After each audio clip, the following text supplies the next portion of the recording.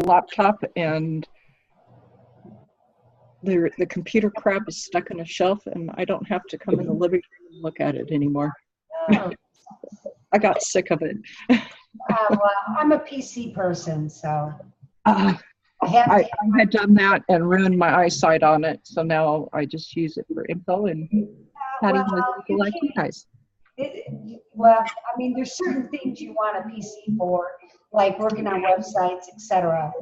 Yeah, I don't do that anymore. Right. Uh, Can you see me okay, Star? Oh, yeah. I Okay. get to see everyone. Well, yeah, even the Laura. wears and, I was like, I don't think I've ever, this made me think, is like, I don't think I've ever really been camera shy my whole life. So I think I've always been that way, just kind of extroverted, only become, more introverted since we, like everyone else. I was in a band for several years, so and before that I was in the church and sang in the church. So and I grew up in a family they were all singers and musicians. So I've always been in front of people. So. I've always been camera shy. Ah. I still am. My husband's mother was a photographer, and it was all she could do to get a picture of me. Just never, I was the hidden one. Well, that's okay. Mysterious dad.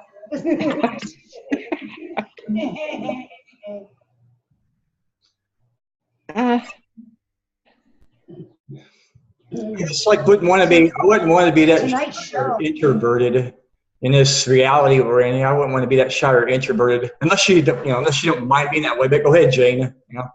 Oh no. I was just gonna say tonight's show was really interesting. Very. A lot of things. A lot to think about.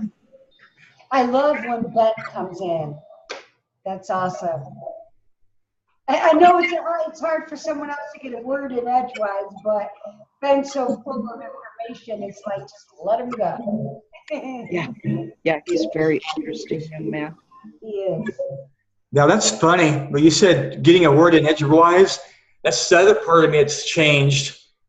I remember in the early 90s even, a guy I used to know here in Bloomington, he worked at a bookstore when they had the College Mall, but the College Mall here has gone through so many changes, but yeah. He worked at a bookstore in here, Richard Moss. I think it was Richard, Moss. And like I said, in the early 90s, I was a fucking chatterbox. Yeah, and this is that was when I was still in that limitation. No self-awareness, not so much self-awareness, basically. So yeah, I become a better listener as a result. Right. Yeah, I think a lot of us have that challenge. Especially a lot of us want to share our discoveries and our knowledge and stuff. But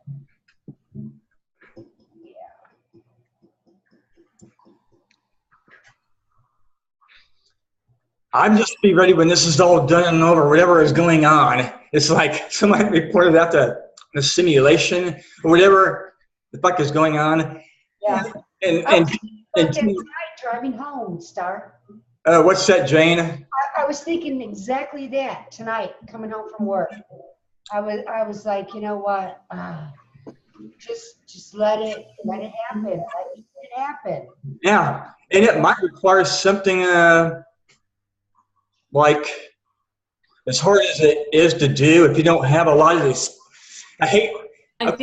probably because I don't have it, a lot of money. If you don't have a lot of what we still use, there's, I can't barter with a watch. I can't barter with just. I think you're talking, Star, about something that's pretty big coming up, and this is a huge shift. Is this idea that we've gone from being like, yeah, those people over there, we're going to beat them. You know, like it's that no one really wanted the shift. People just wanted to feel like they were better than everyone else. Now you're starting to see this, there's been this turn, something's turned where people are finally like, oh, okay, let the shift happen. And more people are starting to say, like, you know, like us, and I felt it too today, starting to go, oh, okay, let the shift happen. Let's just allow. Yeah. And you're seeing it in the Bitcoin conversations, you're seeing it in, what someone sent me, you're seeing in the, you know, other stuff just in the unconscious. Just, okay, how do we just sit back and, you know, kind of like ride the wave? Yeah. Have you, Laura, have you looked at the animal behavior at all that's been different? I'm not That's with animals to really be watching that right now. What? I look more at human unconscious and what goes on in the unconscious. Oh, okay, gotcha. Yeah, I know I travel too much to have Okay. animals like consistently around. There's been a lot of strange stuff. animal behavior where some are more aggressive than, you know, what we're naturally, you know, used to, but other wild animals, there's a lot of videos out there where a lot of the wildlife is like not afraid of humans. Oh, like heroes. Acting in strange ways, wanting to interact with humans. The Omega groundhogs, they're doing that. Yeah. Yeah. Migrating, some are migrating unexpectedly, just strange. Yeah. The Omega groundhogs, they're coming up. So I'm at half the week I'm up in upstate New York at Omega Institute. And the I'm from upstate New York. Oh, nice. Yeah, Rome. Where? Rome. Okay. I think I know where that is. I'm not Near sure. Syracuse. Okay. Yeah. Utica. Yes. Yeah. And yeah, the groundhogs, like they used to like be afraid of everyone. They're like now like coming up and like looking at people and kind of like Right. checking them out. And Right. I mean, you used to have to really bribe them with food to get them to come anywhere near you. Now they're just like, okay. I don't know. Maybe it's just because, you know, as the smart cities continue to grow, you know, the infrastructure and closing in people, you know, in these city walls, the animal life that has always lived around these areas has gotten more and more adapt, you know what I mean, to human activity. And maybe that's really what it's all about. I don't know. I don't know if it's because there's, you know, changes in the universe or, you know, planetary changes or in our sun or spiritual. I personally feel like there's a lot happening on the spiritual level. And I don't mean religious, I mean spiritual as in frequencies and all of it. I wonder if it's not just a vibrational thing. Like, you know, it's like the whole alien idea that the aliens aren't going to come visit you if you're afraid of them. Well, the animals, it's too. Like if you show fear for an animal, even unconsciously, the animal's going to reflect that fear. Oh, sure. Like, hey, there's Gary, the groundhog. Hi, Gary. And, you know, Gary's like going to be like, oh, well, you know, maybe these people are kind of cool. Like maybe I can like be one of them and kind of like, so as especially groups of people and as people kind of raise their vibrations out of this fear and guilt and shame, right? The animals are responding. Sure. Yeah, you two just now made me think between Jane, you just mentioned something you did, and then Laura just made me think of and I'm sure a lot of people have thought about this even years ago. Back in, I think it was the 90s, I was thinking of this after I've read some books about possible gestation period we're going through, that we could be going through some sort of gestation period where this round, not everyone makes it. This round, not everyone makes it. And you know, I'm sorry, I really like We all ascend together. I really believe very strongly that we all ascend together. I Even though believe that too. I would believe like that to too, too. Yeah, I would like to too. But right now, at this moment, I'm a realist. Right. Yeah. Well, when we, yeah, I think I get where you're coming from, Star. When we look at, like they were all talking about this evening, you know, our young people, the programs that they're caught in, you know, with their cell phones and the bullshit taught in the public school systems, well, even in the private school systems, and the food that they eat, etc. It leaves them feeling like they're caught in this non-real, this space that isn't even real, but yet there's so many of them that are so. I see it. Yeah, I see it here. I see this. That's why I can see it. That's why right now. If you live in this immediate area where you definitely easily have your share of people who seem to be empty inside. As I say, they're dead inside. They don't seem to have a flame. They seem to have no flame. There's a lot of people I see like that. Like The Walking Dead, Star? Yeah, thank you, Becky. Yeah, The Walking Dead. I see a lot of that around here. That's why I said in this now. You know what? But maybe this is that great division we've all been hearing about for so long, you know, and it's just been happening. Divide and conquer. Yeah. Conquer. Yeah. Oh, go ahead, River. Yeah. That triggers something in me, Jane. I've thought that since I was young, that the key to being successful just as a race, you know, is to be united. Yes. They've done a really good job at dividing us. Yes. You know, we've talked about it before about, you know, they entertain us. So we're over here. Then you got the Patriot community. You got the Black Panthers. You got the Aryan Nation. They got everybody divided at church, all the different church factions. You know, it's just right. And now they're keeping us all in our little cage. That's right. Yep. We're right. I mean, think about the Laurel Yanni thing. I mean, that's an extreme example of this. Yes. You know, we're in this world where, like, literally, we're all having a conversation. If my friend that I just spent 2 hours while you guys were doing your thing talking to were to listen to this conversation, she would think we should be in loony bins. I know. I'm married to somebody that thinks that. Right. Oh, well, and the division continues, darling. Yeah. Right? Yeah. Because I'm married to somebody that thinks that.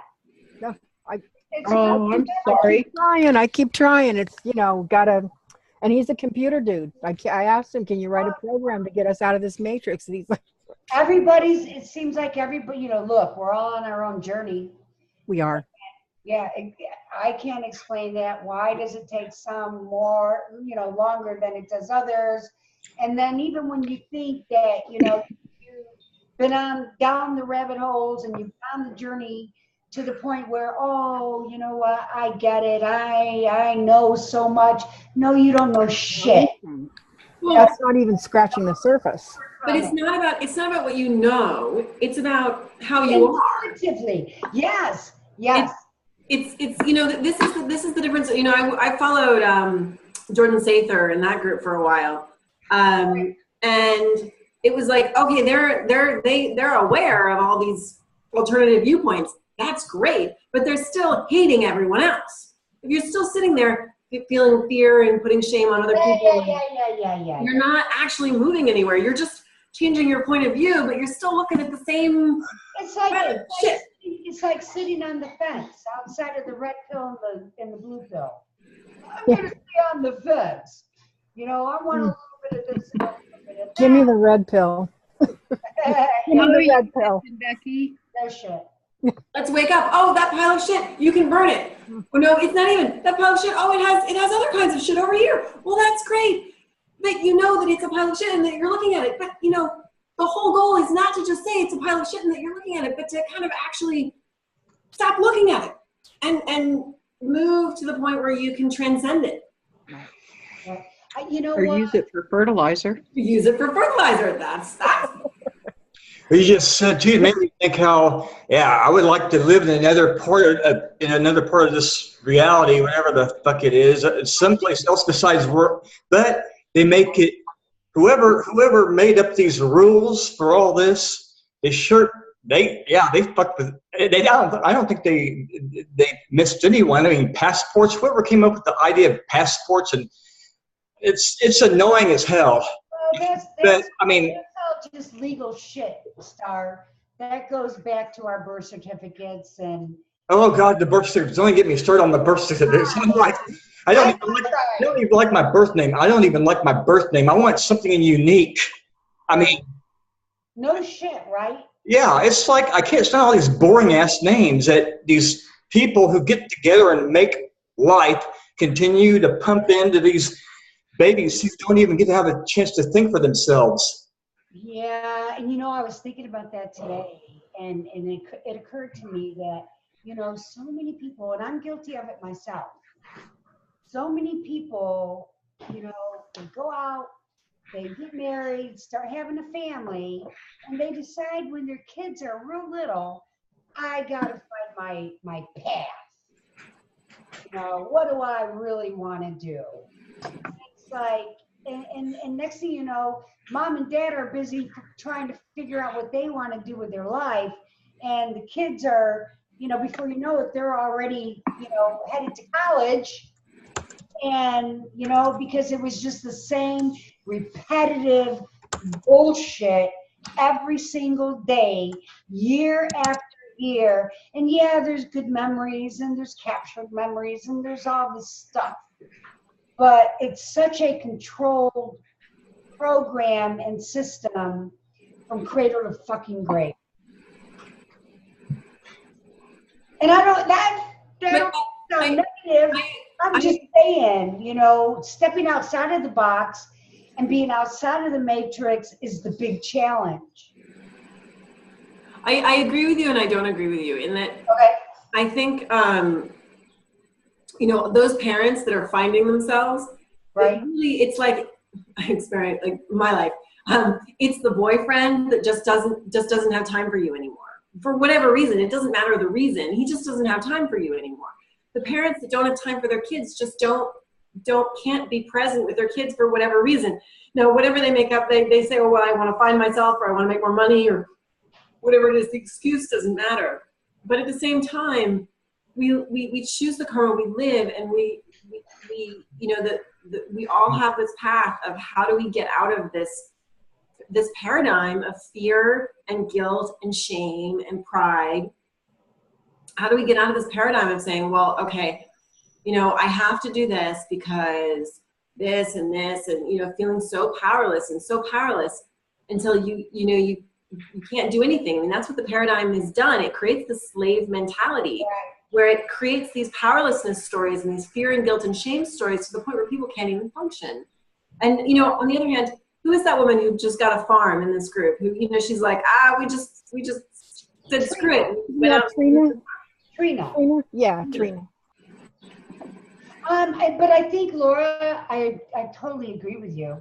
And I think a lot of it comes with growth, on every level, whether you're talking spiritual, personal, social, whatever, experience, that comes with growth, because as we all grow and mature, we go through different, things, and it leads us to different vibrations, higher understandings and expanding and learning to live without the norm that we were always used to.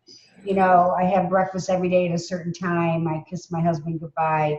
I take a shower at this time. I'm a riot at work at this time. The repetitive crap. But I think growth is the key element here, and growth takes time. Again, because we're on a path. Each one is an individual path. Yeah. Well, you said growth takes time. It takes time. And finding out, it's like, But I've got to the point where it's like, yeah, I don't. It does really suck big time. There's a small core of you that really thinks it sucks when you have to learn the manual, this life manual, the right version, the true version. Actual learn it and undo all the damage, all the narrative that's not true. That manual. It's like, yeah, it's like this part that really still pisses me off. I don't like. It's like I hate lies. I got to the point where I hate lies, including any type of fakery, any type of just fakeness. I can't, whether it's people or just anything in this. I think what Chris just said, Steve, is exactly what I was trying to say. Wrong. But yeah, it's realizing one thing, but yet there's all this fuckery going on here, but we haven't looked at it because we either are unaware or cognitive dissonance or what have you. Or in denial too, Jane. Yeah, that could be absolutely. You betcha. They don't want to hear it. They don't believe it. So, Yes, and yes. they look at you like you're nuts. It's like, I'm not crazy. Just look at it. Just research it. Something that keeps coming up. This is totally off the subject, but in my research, I keep seeing this stuff about Paul McCartney. It's like, why do I've already researched, I've been down that rabbit hole. I asked my sister, who's, she was a hippie, in the hippie days. And she's like 67 now. So I asked her, I was like, so what do you think about this? Because I've always kind of wondered myself, and I still don't know. But I keep seeing this crap, and I'm like, why am I don't want to know this. I don't know. Who knows? I think, I don't know. Who knows? But it's like some of this stuff keeps coming up. And to me, like, that's certainly not relevant to anything that I wouldn't think it's relevant to my personal growth. But, that's something that keeps popping up. So I don't know if it's like stuff is just thrown out there at us to distract us from what we really That's what yeah, you too. Yeah, that too. The distraction, plus even if it's true, let's say it's part of all the deception. Okay, the Beatles, among many other bands who don't have all their original members, and they pretended to go on and do their thing with supposedly all the members, unbeknownst to everyone. But I'm just like, yeah, in a sense, it's not that big of a deal. It's like a pile of beans. Yeah, it sucks that if that happened. Because I remember Randy Moggins posted something like that even on Facebook, like way back about the Beatles. The whole false, whatever the word they use for that. But yeah, I thought about it. It's like, yeah, in a sense, it ties in with everything else musically, and I gotta put it. I don't even want to call it Hollywood anymore. I want to it's call it something else. But yeah, it's like it's all tied in together. So I'm like, fuck it. It's all false arts. It's all kind of false art, false magic. It's false magic. So yeah. Because the world's a stage. We're all in bed together. Yeah. Yeah. And it's not like we can't be in touch with the organic. Oh no, right. Right. We should be. Absolutely. Oh my God. I don't know. Oh my goddess. Have you never seen somebody says, oh my God? I like, oh, try it. Oh my goddess. I gotta appreciate the feminine. It's like, yeah, you gotta embrace the feminine. But you got to have the balance too. Well, yeah, that's what I'm saying though, because God has been, since we were little, anything God has been just programmed into us. That's why I do the goddess thing. It's like someone says, oh man, I'm like, oh women. Yeah, I gotta throw in some balance. I have strange little things that I do too. So I get it stuff.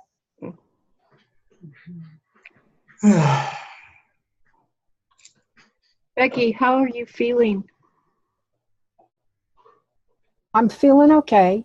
I'm still working on, I actually went and got this book called The Healer's Manual. And it's funny enough, we were kind of talking about this tonight. It's sound. It's about sound. Now, I got to show you or tell you, I bought this book and the woman didn't know why I was buying it. It had a bookmarker in it, and the page that it's put into is, the first one is the liver, which one of my other sister is having liver issues. The second category is lungs. Now, what are the chances, you can't make this up, that I would buy this book? That is awesome. That's wonderful. Yeah, and It was then meant to be your book. it was, and I still haven't started it yet because I have to have time to just sit down and, Yeah. because when I start a book, I usually finish it. So, Yeah, I had the same issue. and I've been so busy going down rabbit holes that I haven't had time to come out of them long enough to read a book. Yeah, if I'm listening to something or reading, my husband has talked to me and I don't hear a word he's saying. Right. Because he likes to make faces at me. Hey, Becky, what about, And he's laughing right now. Becky, what about one of those read aloud programs? That's an idea. Ah, that way you can be busy doing, whatever you do at home or whatever. And be listening Get to that it. information without having to be sitting committed. Yeah. That's right. Good idea, Jane.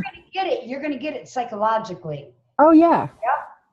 Yep. I still think that it's all, I think that it has something to do with the heart and the love and the energy, but I also think it's all connected. We've all got the pieces of the puzzle, and we just have to figure out how to put it together. Right. And I think it's sound,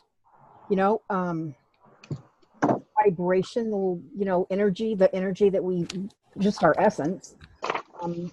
I don't know, eating organically and eating healthy, that has something. Yes. It's all, it's a whole, it's the That's whole right. thing. It's all of it, sweetheart. You got it. But it's also believing, and I do, and not listening to, the doctors and big pharma. That's right. That's Yeah, right. that's an automatic no. It's like vampire crossing. Get Yeah. me. Yeah. Yeah. So. When I was visiting my friend, she's like, "Oh, have you heard about this new thing?" Because my allergy to narcissists has come up, which appears as canker sores. She's like, "Oh, well, have you seen this new pill? It's an antiviral thing. You can just take it, and you don't have canker sores anymore." And I'm going, I'd love to read the alternative information on that. Yeah, right. She's like, "Yeah, just find a doctor. You have a doctor, right?" Yeah, I got a doctor. I'll talk to that doctor sometime. My aunt used to give us powdered alum. It's I don't know if you can still get it. It's a spice, like in with the What is it? powdered alum, alum, ALUM, and it's very bitter.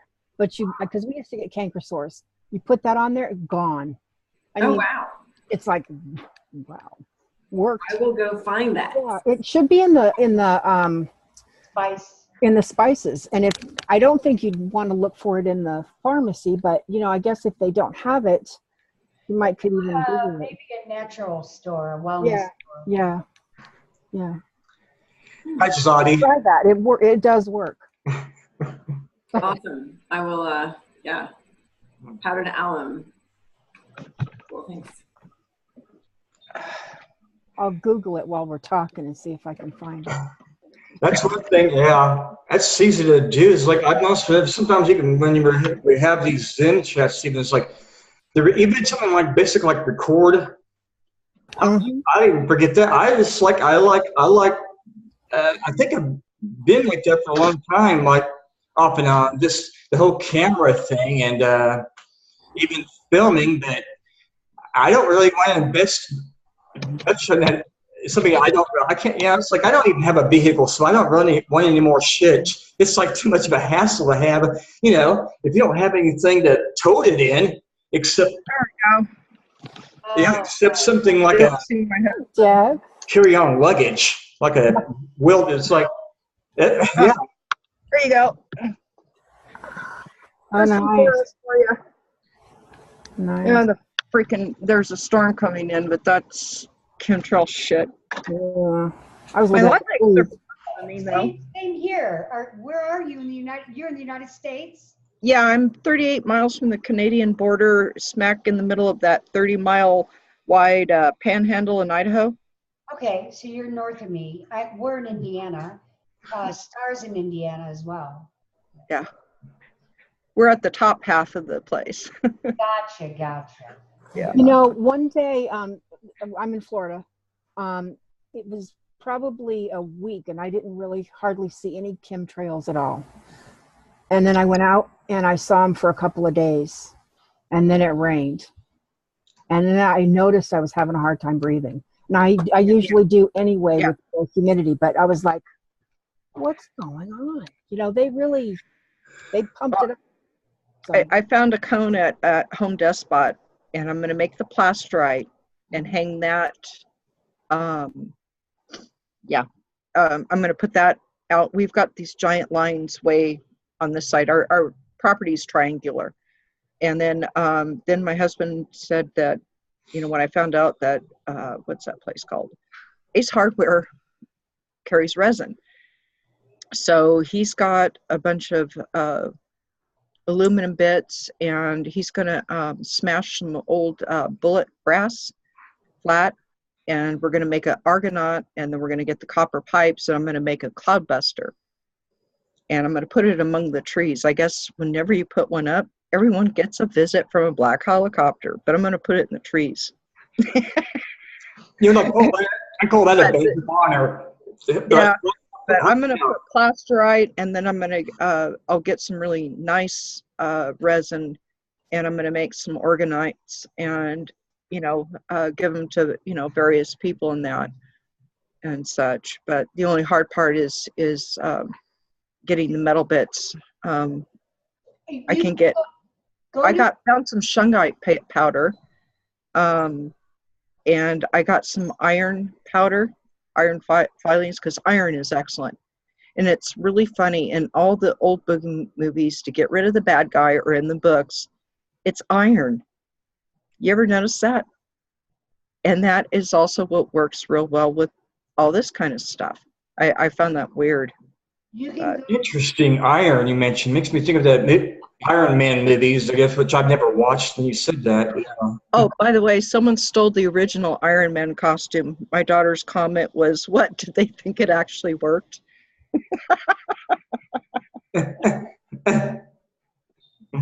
Sorry. You were saying, Jane?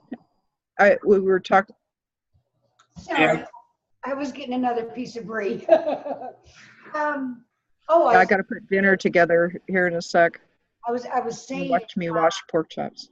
to get metal shavings, you might want to try going to a key cutter. Yeah, I was gonna do that. But my husband, you know, he says, well, I've got a bucket of aluminum, and then I've got BBs, steel BBs. I have copper BBs, and that the only thing I don't have is brass. I don't think aluminum, though, is what you want. Well, that's what a lot of them are putting in the chemtrail busters. Huh.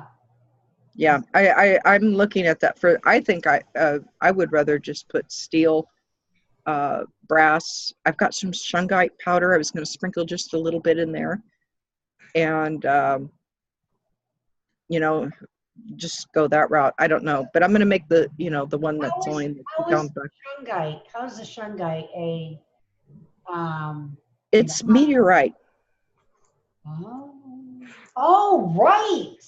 Yeah. Right. Okay. Yeah. Interesting. Oh, So, and shungite- alum 4. Do what? Alum. I saw that mentioned in the site. I had to go whittle. So, I have some of that. You use it for pickles to make them extra crispy. So it's just people don't use it anymore. They buy that pickle fresh or something. Alum is good for what, health-wise? Something? Canker sores. yeah. Oh, really? Yeah. Okay. That's Yeah. interesting. What is good for kicker sores again? What oil? Powdered No, alum. It's no. McCormick. I just Googled it, and Yeah, alum. it's McCormick has it. It's in a smaller container. I have a Mennonite bulk store, and most of the stuff in there is organic. Right. So, you know, I get little canisters of all sorts of stuff. Yeah. But that stuff works. You know, those old folks knew a lot of stuff, and unfortunately, they're all starting to, to pass away, and it's sad because they're taking their knowledge with them. you know. Yeah. And Oh God, people I wish I today, I talked to don't my think great they'd know. grandma a lot more. Oh yeah, You I know, know. she was a farmer and stuff. You know, in the Dust Bowl, grapes My of father's wrath family coming was to California. My grandfather, which my grandparents, even though they were Catholic, divorced. Woo. Um, but he was, you know, he picked crops. My whole family picked crops. My father did, and that sort of thing. My great grandma and great aunt were the ones who ended up with farms in California, raisins.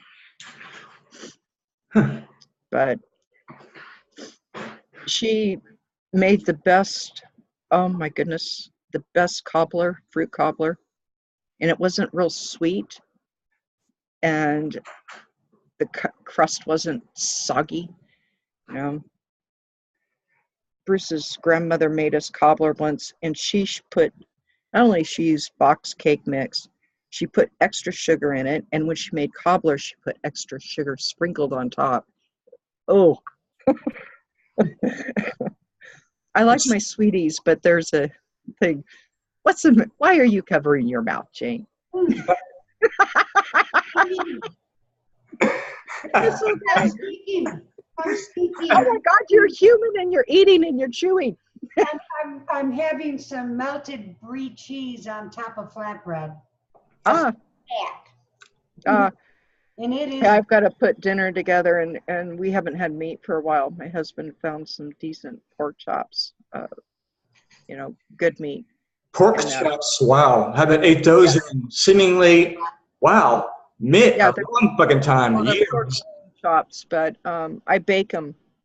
I put celery salt on them and pepper, and I bake them. We just haven't had them in so long. You know how else pork chops are really yummy? Yeah, Chris, I saw the thing about using the steel wool thingies and the copper ones. Unfortunately, the copper scrub pads aren't completely copper. They're copper covered, and I'm not sure if it's tin or steel. But I think a lot of the copper scrubby things. But yeah, I saw that about buying those and chopping them up. One lady made a thing, and she was taking dollar store glass things and piling stuff in there and setting them up different areas around her yard instead of adding resin. Oh. And but the thing is, you're supposed to have the pressure from the resin compressing it together. Right. There was something about the reason for it. They made her feel good, so I figured that's all that mattered. You know, it's there's absolutely nothing wrong with something if it makes you feel better. Her body just feels psychopathic. I think the resin allows these elements to mingle independently. Yeah. Now the original guy, he has changed everything to powderized, very fine grain, and stirs it all together where you get this black puck. And I'll probably make some of those, and that, you know, go to the thrift store and get a muffin tin that I don't care about and make some pucks. Right up in the mountain across there is Black Mountain, which is covered now with some real evil crap. That's why I've got sigils in my windowsill, you know, well, down on the sill for right now. My windows are filthy before I put these stickers on there. But anyway, I like the clear nail polish idea. But there's no way to get up. Well, there's a way to get up there, but we figured if I drove up there to throw some, you know, pucks around, I would probably be arrested, shot, something else. You know, I'm sure it's highly protected. If you put the orgonite around cell towers, most of the cell towers, they catch on to it right away because it interrupts the frequencies going on. And so many people are awake to that. They're cell tower busters. And well, that's what I was going to make, but 10 years ago. Yeah. The thing is we couldn't get close enough to, you know, toss them around. So I figured we'll do the chemtrail buster, with the big pipes, Yep. and then plastering and some orgonite all around the property. And it's since we're on the giant power lines is on the side. Those are the ones that go along ley lines. In fact, there's a little crossroad area where my husband can see the thinness there, and so could the dog. And he says some of the things he sees are really weird. But I'm going to put one there. I wonder if the orgonite, how it affects our Wi-Fi. I think of it as combing. How it had it explained to me is what it does is it takes the orgone energy, which is technically chi, ether, whatever. And what it does is it turns it from a negative to a positive. So when it passes through you, it doesn't harm. Oh, gotcha. But I call it combing the energies, taking that tangled knot of nastiness and smoothing it out. And but that's what it's supposed to do, is turn it from a negative to a positive. Interesting. Okay. Yeah. So, God, I've been reading about this for months now. I mean, I've been on the Ormus for a week. And by the way, if you take too much, number one, it made me sleepy at first. Other people, it energizes. Now I'm okay. It's not doing that anymore. But if you take too much of it, don't be far from a bathroom. What And is don't, Ormus, that's the stuff made with dead sea salts, where you put it in water and you add food grade lye, like for making soap. I don't use Drano. I can't believe people are using that crap. But anyway, you get the lye like for making pretzels and hominy corn, food grade. But that's all I use anyway for soap. But you put water and a certain amount of lye to bring it to a pH of 10.6 with distilled water. And when it gets to that pH, you got to get a pull pH meter. I covered the bottle with foil so no EMFs can get through the glass. And you let it set and settle, and you get this white stuff. Go away. Sorry. Yellow jacket. Then you siphon off the water and you rinse it, so to speak. You fill it back up with distilled water, let it set until it settles, siphon it off, and you wash it 3 times at least. And the white stuff that's left over is from dead sea salts, and it's gold and all these other minerals. And what it does is it what's the right word? It brings all the good things in dead sea salts to where it is what they call manna. It's white, and it's white. And I have a batch that I got a little too high, and I brought it back down with vinegar. And that one, instead of us taking it, I'm going, I brought it back down and everything's fine. I'm going to use that on the garden, because the difference in your vegetables, you only have to apply it once. Wow. So when everything sprouts, I'm going to spray, water everything with it. But it's wonderful for your vegetables. You can give your dog like 5 drops, at the lowest 15 if you have a really large dog, a day. But what it does is it does something with your energy. It helps your DNA heal. There's supposed to be just all these different things, and I'm not sure what, but some people, it really decalcifies the pineal gland. Some people can see clearer, or they're starting to see where they couldn't get images before when they're concentrating, in woo-woo land, as I call it, going into like learning the remote view would be more helpful in that. It's just supposed to help you be more of what you are. I'm still getting vague answers on what in the world it's for. No So- doubt. You mentioned manna. There's a mythological investigator. That's what I first freedom called years ago on Coast to Coast Radio. And in the early days of like George, from Art Bell to George Norrie, when William Henry was talking about this manna that the ancients had to do with being able to, having the clarity to see Yeah. things for what they are. I remember him mentioning that. So he had said manna, that triggered my memory. I guess it's kind of like a salt version of chi. I'm not really sure, but when I find out what it does, we'll know. Yeah. You See how let us weird I get, know. It's great. I got him on all these potions. Well, no, I've got him.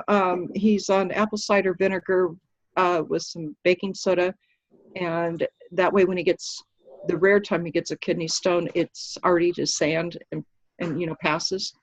Yep. So he doesn't deal with that. We're doing the borax water for our bones, Yep. and he's got arthritis. And then I have some Soleil, which is that you fill a jar about a third of the way with. I did a mixture of Himalayan, Dead Sea, and Celtic salts. And you fill it with water, let it set for about 24 hours. And if all the salt's gone, you add some more until it won't melt anymore. You take about a teaspoon of that a day, and that does your minerals and salts in your body. Uh-huh. So, we have this line on the counter of all this crap. Something. Sally, come on now. Well, you were invited outside and you wouldn't go. That's not my fault. So you're talking about this. Yeah. And you're talking about this. Is that the Himalayan. Dead Sea? Oh, the Himalayan? Yeah. Yeah. Okay. You could do just the Himalayan on the Soleil one on that, but Sally, No, but if we're using the Celtic and Celtic. Celtic, thank you. Celtic is for the team. Okay, so if I'm using the Celtic, can I put this in my grinder and into my fresh food and get the same benefits? I would say so. That's what I use. I make a blend of them, and that's what I salt our food with. Okay, right. Okay. And that. So I'm just doing extra because like yesterday it was so hot compared to what it's been. It was like 80 after, being really cold. And I'm out there planting and dying, And I found when I do the Soleil part, the extra salt stuff, I start handling the heat a lot better. Uh-huh. And that it's helpful. So, like I said, everything is, let's see. Right. And, No. and sodium is a natural water,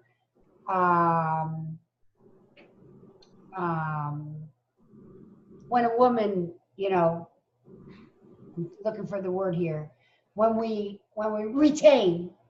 Yeah. Yeah. And they tell you not to do salt. Yeah, they tell you not to do salt, which is not Right. what you're Bullshit. supposed to be doing, the opposite. In fact, Right. I figured usually everything they say, just most likely it's the opposite. Yeah. As long as it's not the table salt, Morton bullshit. Oh, God. No. Right. Yeah. Right. Well, we need to clarify because people don't understand. They think, oh, I've got my salt and pepper shaker right here. Yeah. I'll kill it with this salt. And it's the iodized stuff. So. Yeah. And that iodine that they're using, there's no telling what the hell that is. Right. It's like everybody, well, fluoride, it's good for you. Well, number one, the test that they did in Texas was everyone had good teeth. And they said, oh, look, we can put this in their water for their teeth. But they already knew it was a neurotoxin because the Nazis used it in the concentration camps. So we'll sell it as this. It also had the extra benefit. Those people also had a high incidence of cancer. That's with natural fluoride. So it's kind of like, them rubbing their hands together on how much they could screw everybody. And now it's from cleaning out the smokestacks in a aluminum processing plant from China. Right. So there's no telling, because if you get anything metal from China, the oil they use to make those things stinks. And they also cut everything with tin. So it's real cheap. You go to tighten a screw, and it's supposed to be steel. And isn't tin a form of aluminum? I don't know. I'd have to. My husband might know. He's out smoking. I'm not really sure. But yeah. The more I read, the more I get angry, and then I have to go find something pleasant to do. I get you. Like right now, I'm getting ready to do some embroidery after dinner. Well, good for you. Well, you got to do something, because otherwise I think I'm having a hard time getting some of the ugly stuff out of my head, and that's part of my. Oh yeah, that is. You know. Isn't it? Isn't it? It's so hard. Yeah, it is, and that's how it's designed, though. Absolutely. So You bet. on YouTube, I found the guy who makes the images or the videos for the Cicada 3301. Their little videos, passing out information, and he has some really strange stuff that's wonderful. And then I get some of those YouTube frequency things that you can listen to. My favorite one is it's got drums and bowls, and I don't know, it's supposed to relax you, but actually I'm bouncing around and that, but it's got the right frequencies, so I do a lot of that. Oh, you got to go, Becky? Yeah, I gotta go, you guys, but you have a good night. Yeah. Oh, yeah. Take care, Becky. Yeah, Yeah. good to see you Nice. guys. Love you. Love you too. We'll see you on the boards. Yeah. All right. Oh, I'm going to turn this off, because I am going to go in the kitchen and do stuff as much as I can. Seems like the dice keep getting knocked over here. I'm just going to joke. The old dice roll over, knock one down, and this is, what do you call it? Yeah, the domino effect. Yeah. Gosh, I would have never thought of Alan for the, what's that called? I'm going to have to take my headphones off. I can't move around in the kitchen with that like that. Cooking with Debbie. Cooking with Debbie. Yeah. Here's a video. There's a little personal video you can make, and hey, yeah, that's not even a bad idea, especially if you got some good ideas. I'm not good for anything that's actually positively creative. Yeah. There's a unique cooking show. Yeah, Deb's Kitchen. Something. Well, I do everything the old-fashioned way. So, I cook everything from scratch. Yeah, it's like my daughter found a recipe, and it was, oh God, it looked just totally decadent. It was like it was chocolate cake, but it had a coconut cream cheese gooey stuff where you didn't even have to frost it, because it was called something volcano or lava. It was something lava. It was this mess of stuff. It looked really good, but they had used a pox cake in it, And I told her, well, that looks good if make the dry part of your cake mix. And she goes, well, of course, Mom, because I brought her up the right way. And This made me think of how some things are really rich. I like stuff that's rich, but I draw the line at dark chocolate that's too bitter. It's like, nah, I want to be able to taste the sweetness. I want to be you make this face if you drink or something sour. It's like too sour. You're like, oh my Wow. Yeah. Well, if it has too much cacao, or however they pronounce it, oil in it, yes, it will be very bitter. And it also depends on the brand of the chocolate too. Some of are just terrific. Some of it's just like, yeah. Biscuit really cheaps at the slice. Like, come out certain times of the year, chocolate flavored, those cheap bags of Palmer this and that they have here in the corporate U.S. like that chocolate flavored stuff. So, oh yeah, you get a good size bag of it for like maybe I don't know, it's really cheap, $1 or whatever. Maybe. This is funny, chocolate flavored. I want well.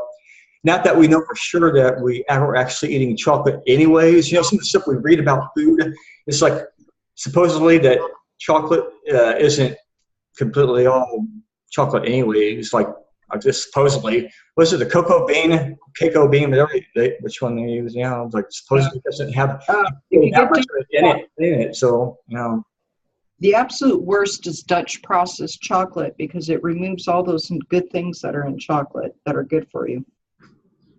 It just, everybody, oh no, you got to get Dutch. And it's kind of like, no. Just reading that kind of grabs you on the label. This is like Dutch processed cocoa, and that grabbed me the first time I said it. I guess because it sounds sounds kind of fancier than just saying, I guess, like, chocolate liqueur, something like chocolate liqueur or whatever, Yeah. Okay. That's clever though for the masses. Like all that clever marketing they do, they changed the name of an ingredient to something else. So the average person, or even someone who's kind of aware of this stuff, can get fooled. But it's like it's like we were talking about the last talk we had, like when we were talking about gum. I can remember in the 80s, and I can remember chewing a lot of gum decades ago. And since they quit putting, I guess, regular sugar in it, I guess, when they went to all that artificial crap, you could tell it anyway when you chew it. And then it's like, then you read about it, what's in the shit, all this aspartame they went to, and anything else that like saccharin, and it's like, I just, headache. It's always giving me a headache. Yeah. Of course, I'm weird. I think we're all a little weird in our own way, if I want to call it. In the good way weird, obviously. Yeah. It's like, I don't know why this popped in my head. It's like someone, might call you weird. Oh, you watch the X-Files? You're weird. I'm just filling that in. I've never been called weird for watching the X-Files. It's just like, I've been told by some people, it's not really my thing. I'm like, well, I followed X-Files from the night it first aired. I still remember the year, 1993, on a Friday night in September. I still remember that. The first, Mulder and Scully stuck to my ass. Yeah.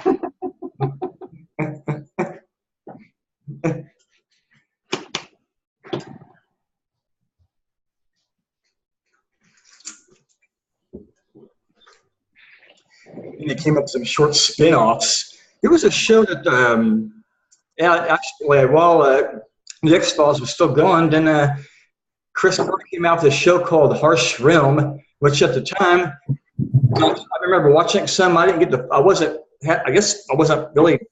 I didn't see the complete theme, wasn't getting it, but now I think back on Harsh Realm, and you read what it's about. Basically just to deal with virtual reality. In that show, Harsh Realm, they basically experimented with harsh reality in it, but it didn't last very long. I don't even think it lasted a season. There's not many television programs I've been really into. Them talking about Eureka, that was good. I loved Warehouse 13. And I really like this one called Sanctuary. And that. I love that one. That was good. Which one? The Sanctuary. Yeah, I liked all the ones you're talking about. I watched as well. They were all on Hulu, which was great. They were all free. I could watch them whenever I wanted. Sanctuary, I loved. It was like that was Well, they made the myths and legends true, which I think really are. You know, all the truth is actually built on the myths and legends. They weren't fairy tales. It's just how they're telling it, I guess. I don't know. There's just been too much weird stuff for me to think otherwise.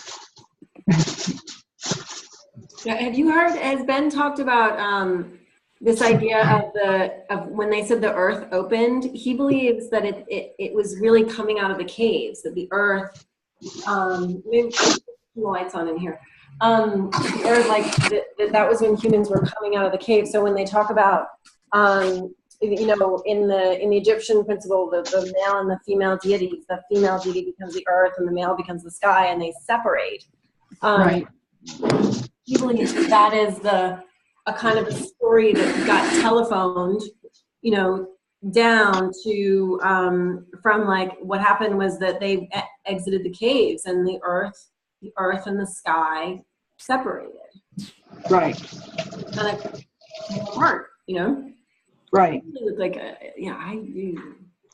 Yeah, it's very. Oh, bloody hell! Ant. Damn it! We have carpenter ants. They're about an inch long and they're nasty. That stinks. Yeah. Speaking of nasty, makes me think of bed bugs, which this place was just sprayed for bed bugs. But yeah, when you said carpenter ants, ow. Yeah. I have a friend who went to take her son to college at the beginning of last year, and the beginning of the college season. What is that? September, August. She came back with bed bugs, and then she also found out, you know, because she's also a spinner, knitter and all that her house was just covered in moths and that, you know, and then it was like she was being attacked. Usually what we deal with most here is mice lately. They seem to have decided our car is where they want to live. Oh, wow. Our car is at the shop they're going to sterilize the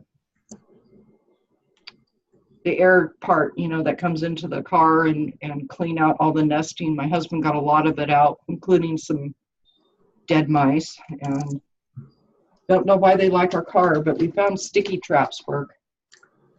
That's it. And nothing else worked. Yeah, that's weird. So you've got all the spiritual stuff. Why do you think you're attracting the mice? I have no idea. Well, it might be our chickens. Right. You have chicken feed, and so with, you know, chickens and chicken feed, they mice kind of go with them, unfortunately. I'm going to move the food away from the house, make a little lean-to for it, but we don't know if that's going to work with them or not. I mean, for a while, my husband was waiting for one of the mice to show up with the little cape and the little red jewel, like from Secret of Nim at one point. The traps that they didn't go for were amazing. You know, they normally should have. So sitting sticky traps all over the motor is the only thing that's worked. They've eaten. They're on their second. The heat mat that's on the hood of your. You know, when you open up the hood of your car, there's that black mesh or, you know, fiber stuff. Yeah. They've eaten that. This is the second one we've had. Ooh. Yeah. It has not been fun. So you're going to Subarus. They like Subarus the best, by the way. They like what? Subarus. Oh. That seems to be their favorite car. So, but they're going into the cars for warmth? They're making homes and then like the filters. Yeah. And whatever they now I put cotton balls in little dishes all over the car with eucalyptus, lemon, but mostly peppermint, and if before I did that, my husband would look. We have cameras, and he looked out there, and you know, there's one running on the dash, sitting there flipping them off and going, ha ha ha ha. Ha. Oh my God. Yeah. It's funny. Funny, but not funny, right? It's gotten expensive. Our car is, like I said, at the shop again. So it's getting to this is boring. And finding corpses really sucks. Oh, right. You said you said corpses. I'm like, Oh, my dog. Nice. We kept a towel in the car on the back seat that my dog would lay on, and we were coming home from somewhere, and she wouldn't lay on it. My husband moves the towel, and there's a dead mouse in there. Even though he threw away the towel, we got a new towel. She still won't lay on the new one, because you know. And so I show her, you know, look, there's nothing in here, and she may lay on it for a little bit, but no, she's yeah. okay, a mouse. Okay, a mouse. You said corpse too. It made me think of The Walking Dead. Just made me think of The Walking Dead people with corpses. No, you're gonna starve to death. I guess that was it too. Of course, if you've actually found a corpse, someone's deceased body, it's like, okay, why the fuck did I walk this direction for? Did I stumble upon this? So lucky me. Yeah. It's boy, the thing today, I don't understand the blockchain thing, and so I stay out of it. The whole thing, I've read it over I don't know how many times, and I am lost. But then again, I don't understand tech anymore. I don't understand coding anymore, and I'm not going to learn a new language. So I figure at some point, someone I trust, if that's whatever system we do get stuck into, I'll find someone I trust to help me, you know. And until then, Yeah, I feel like you know, an urge to start reading about it, because I don't get it either. yeah, I've read. I keep reading, and it's still it's like it has been easier for me to learn a couple words and how to pronounce Irish, one of the Celtic languages, the hardest language in the world to learn, of course, the Celtic ones, but that has been easier to have some of those words click with me than this. I mean, it's just, oh my goodness, I try. I think maybe in my case, I'm not trying hard enough. I haven't given enough attention. And I sense that this thing is coming in, it's going to blow right by me. And I feel like, you better grab on and pay attention and get educated. But yeah, see, I have a problem when they do things like that, though, because usually it's to screw you. And, you know, I'm 58 years old.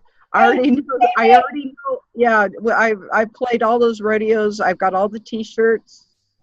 Burned some, made rad rugs out of the other, and you know that's the end of it. You know, so like I said, I would much rather wait until there's, all right, you're screwed. There you go, and then I'll have to you know, I'll talk with someone who I trust and have them walk me through it. Right. Or you know, this might just be, it'll pass. Another one of those new, you know, introductory. Yeah. So I think I much rather pay attention to the garden and making things and there you go. Finding something stupid to send to people that makes them smile. Yep. You know, things like that. You know, it's just kind of like the simpler the better, right, darling? So I was visiting a friend, so I missed the main conversation. So I'm going to speak. Please tell me if I'm off. My experience in the blockchain, I think a lot of people think it's intermediate technology, and the more I listen to others, it sounds like people are trying to understand this stuff in some ways. And Cliff High explains it very well. Trying to understand it in some ways is like trying to understand, you know, moving train, the nation of a moving train. You know, it continues to change, it continues to grow, it continues to evolve. And you talk to one guy and he's like, oh yeah, that's blockchain, that's really old school technology. There's so much better stuff already out there. Laura? You know, Yeah. Yeah. Oh, boy, sorry, Laura. Hey, Audrey. Audrey. Hey, Audrey. You there? It's like, you're in a beat or what? Something sounds like wind. Something sounds like windy. No, it's Like that. static It's that or white noise. It's that white noise. white noise. I like that white noise. Yeah, I like that. Thank you. Thank you, Jane. Thank you, Jane. Yeah, hats off to you on that one. That's a white noise. That's a movie anyway. Remember that movie, White Noise? Yeah. You can mute her mic. Yeah, okay. I was trying to. Okay, gotcha. And then that way, when whatever's going on, yes, there you go. Now we can hear her. Thank you for reminding me of that. I forgot. Yeah. She did it there. It's like, yeah, so I hate to mute anybody actually, and you know that if it's I can't really. I have to scream to do this, and like it's almost like a bad joke. When someone's on stage and they're doing comedy, You have to be parent, and it sucks. Yeah, they put out a bad joke or something. It's like it bombs. Basically, how they say in comedy on stand up, it just bombs, and you just stand there. It's like, Yeah. The whole conversation today was just the way it bounced around. That was very interesting. I really wanted to hear more about crystals. Anne said she'll talk some more on it because I was reading the site of the people who came up with the Kim, perfected the Kim busters and all that stuff, because the energy before it was getting ruined, and it was the Crofts. I can't remember the first and last name, but they were saying that they found there were people getting paid to go around crystal shops, rock shops, the vents where you can go buy rocks, and they're putting bad juju on all the stones on purpose.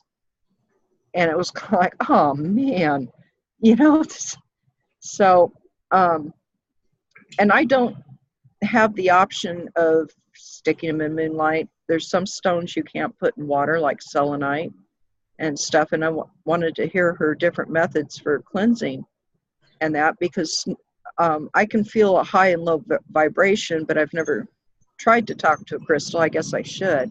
Oh, sorry, I better mute a minute. I've got wind, a train, and wind chimes hitting. So anyway, the whole thing was very interesting. I'm looking forward to her do some more on that. But yep, he's gonna hit his horn real in a second. Just a sec.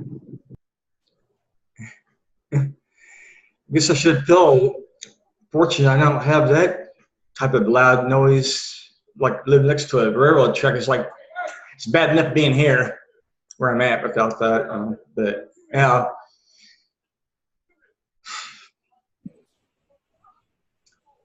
Because it'd be interesting as how all this unfolds. It's just hitting me again. It's like, I want to see some more bizarre shit. I would like to actually see if more people start paying attention, because I do. When I'm out, I actually am very observant. I mean, like I've told people, I looked up a lot and just observe. I'm glad I don't have tunnel vision.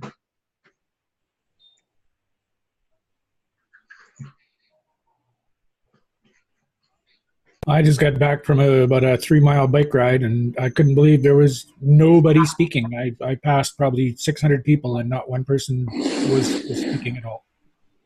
It's like driving to a painting. Yeah, it's weird driving into New York now. It's the same thing. It's this weird energy watching people. They're just not even there. They're just drive by braille. I see what you're saying, yeah. I mean, one lady's turning right like this, and then she looks.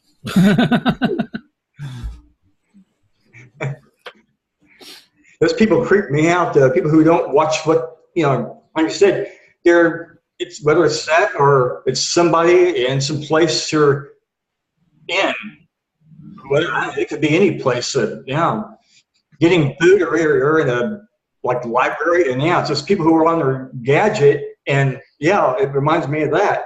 Someone's turning, and they're not focused on what they're supposed to be doing in that moment. And it's like someone on a cell phone. They're not even, their awareness is just, they're just absorbed in what they're doing, that gadget. You want a first-hand experience? Go dodge cars on a bicycle. That'll do it.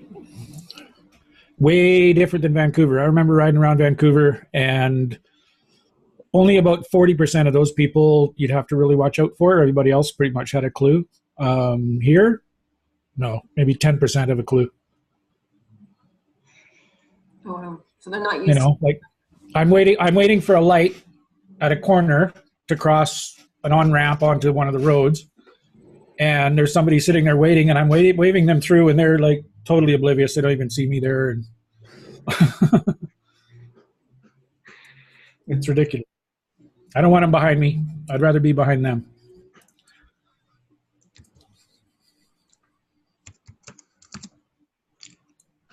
Yeah, what is the proper policy on that when you're driving? Because I see bikes, and if I'm going to turn, I like to wait till the bike passes before I turn. Like if I pass by a bike and I'm about to turn, I like to wait for the bike to go beyond so that I don't turn into the bike's path of, Yeah, that's a really good policy. If the guy on the bike waves you through, then he sees you. He knows you're there, and he's telling you, get out of my way. Okay. Because chances are you're going to be out of his way before he's out of yours. That's my philosophy. Okay. When I bought the bike, I took all the reflectors, all the stickers, everything off it. It's total stealth. And when I ride at night, nobody even knows I'm there, which is the way I want it. I don't want them to see me, because if they can't see me, they can't hit me. Because I'm paying attention. Thank you. That thing there, paying attention to you're there. He's being a defensive rider. Yeah. Yeah, responsibility. It boils down to the whole responsibility thing, because like you said, John, there's a lot of people who won't be responsible. Like if they're on a bike or their gadget, you have to really, you have to avoid them. You have to have your awareness shield, as I call it, just to avoid them. No, I had a close call on a motorcycle about 30 years ago, and from that point on, nobody ever got close to me. Yeah, that's how my husband rides. He's going to be giving his Harley to my grandson. The Harley was born the same year as my daughter, but my daughter's husband traded work for a dirt bike for him, and so because my husband said, first you got to learn on a dirt bike. Yep. Learn how to dodge trees first. That right, and once you master that, then with that, and he's going to teach him how to ride in such a way where everybody's out to kill you. Mm-hmm. It's the only way you can ride. It's the only way to stay alive. It's just up here. We have a lot of people. They're either on their phones. We almost got broadsided by a lady running a red light, almost T-boned right into my side of the car. And you watch people on motorcycles, and these people don't even notice them. Even though all the road signs, are beware of motorcycles, that kind of thing. But my goodness, that's if you're on a motorcycle or a bicycle, you just have to assume they're out to run you over. That's why I want lots of horsepower and really good brakes. Getting out of the way. Elizabeth says lives in downtown Victoria.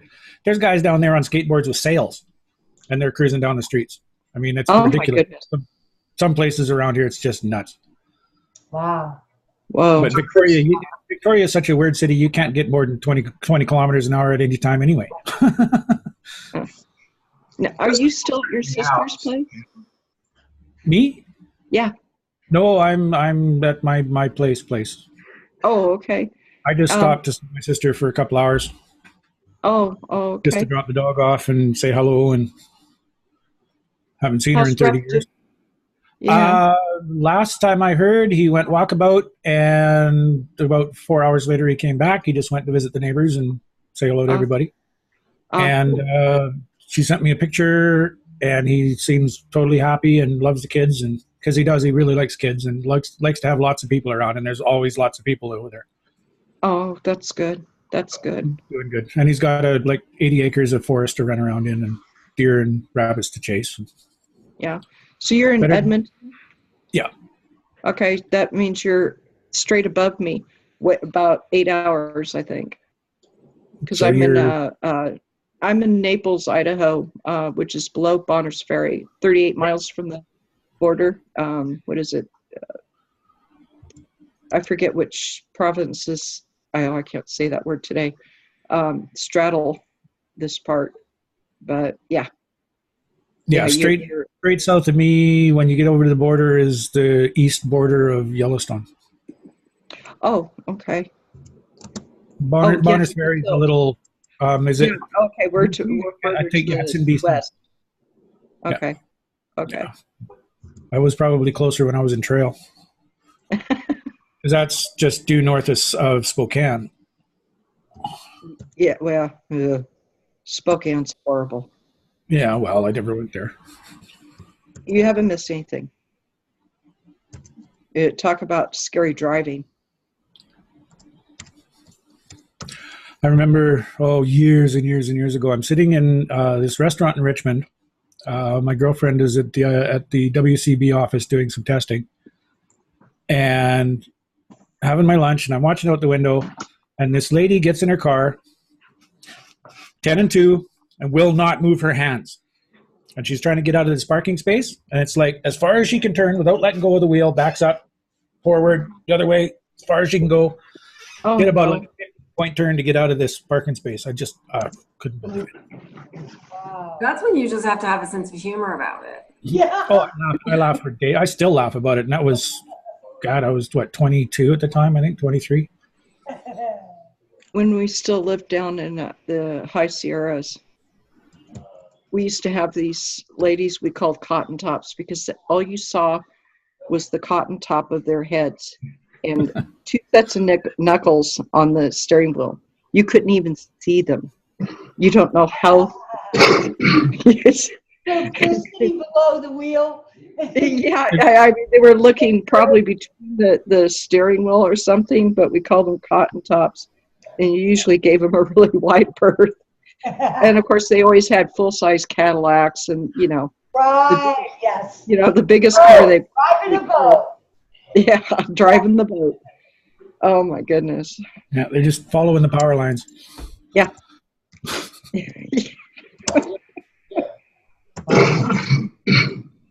Oh.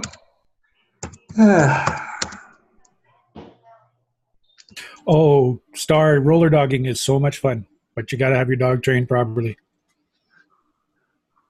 I'd say so. I mean, I can't imagine somebody who's just clueless about animals, and they're not taking care of their dog well enough. And all the next thing now, they're clueless is bitching at the dog for not being able to keep up its strength and stuff. It's like, idiot, you have to take care of your dog. Any animal that does that, it's like a stinking vehicle, which is completely anything that's man-made. It's like, yeah, if you don't take care of it, it's not going to run right. It's like an animal. But yeah, I agree with what you said, John. Exactly. If the person knows what they're doing, exactly. Yeah, my buddy James learned the hazards of roller dogging. He had a Mastiff cross, and he's this is back in Mission, British Columbia, when he was in town, and he's got his blades on, he's got the leash on, and they're cooking down the road at about 30 miles an hour because this dog just loved to run. And all of a sudden, the dog decided hard right. It would have been a very good video.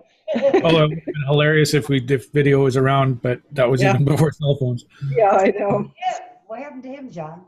He went ass over tea kettle into a rose bush. Yeah. Oh, a rose bush? Yeah, he was cut up for a couple of weeks. You have to wonder in situations like that if the dog didn't have some sort of intention. It's kind of like the birds that, strategically poop, Intentions, or they're just creatures of friggin' habit. He saw something and went for it.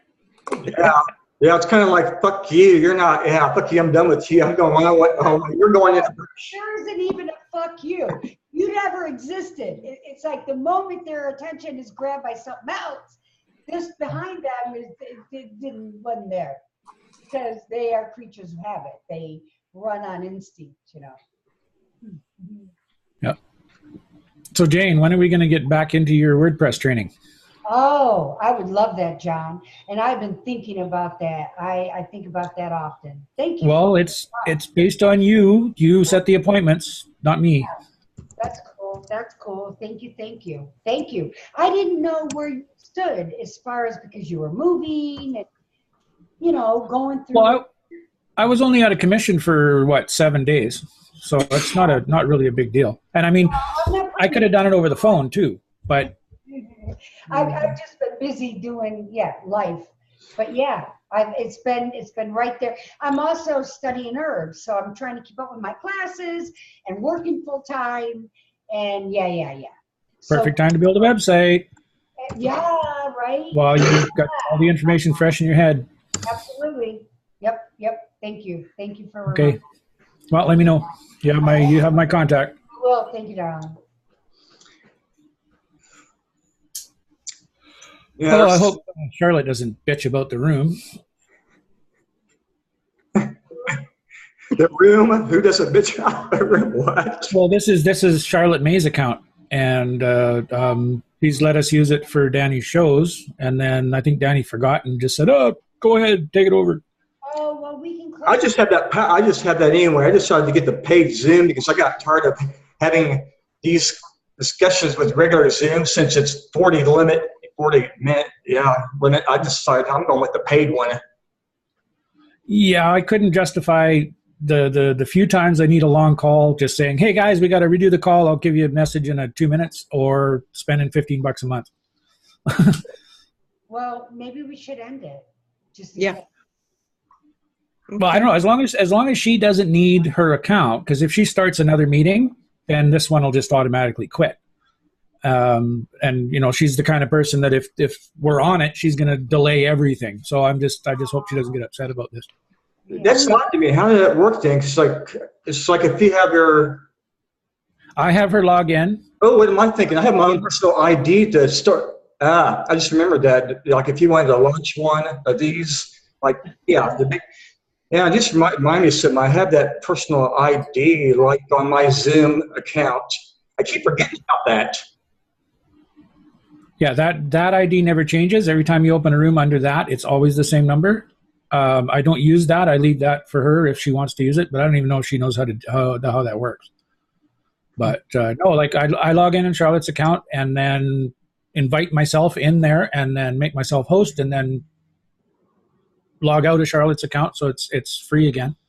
So I didn't realize that this was Charlotte's account because I've got that on mine too. That drop down box when you if you save a chat in your folder. I think I've seen it, and then you get this Zoom folder, and I've noticed where is it? I know.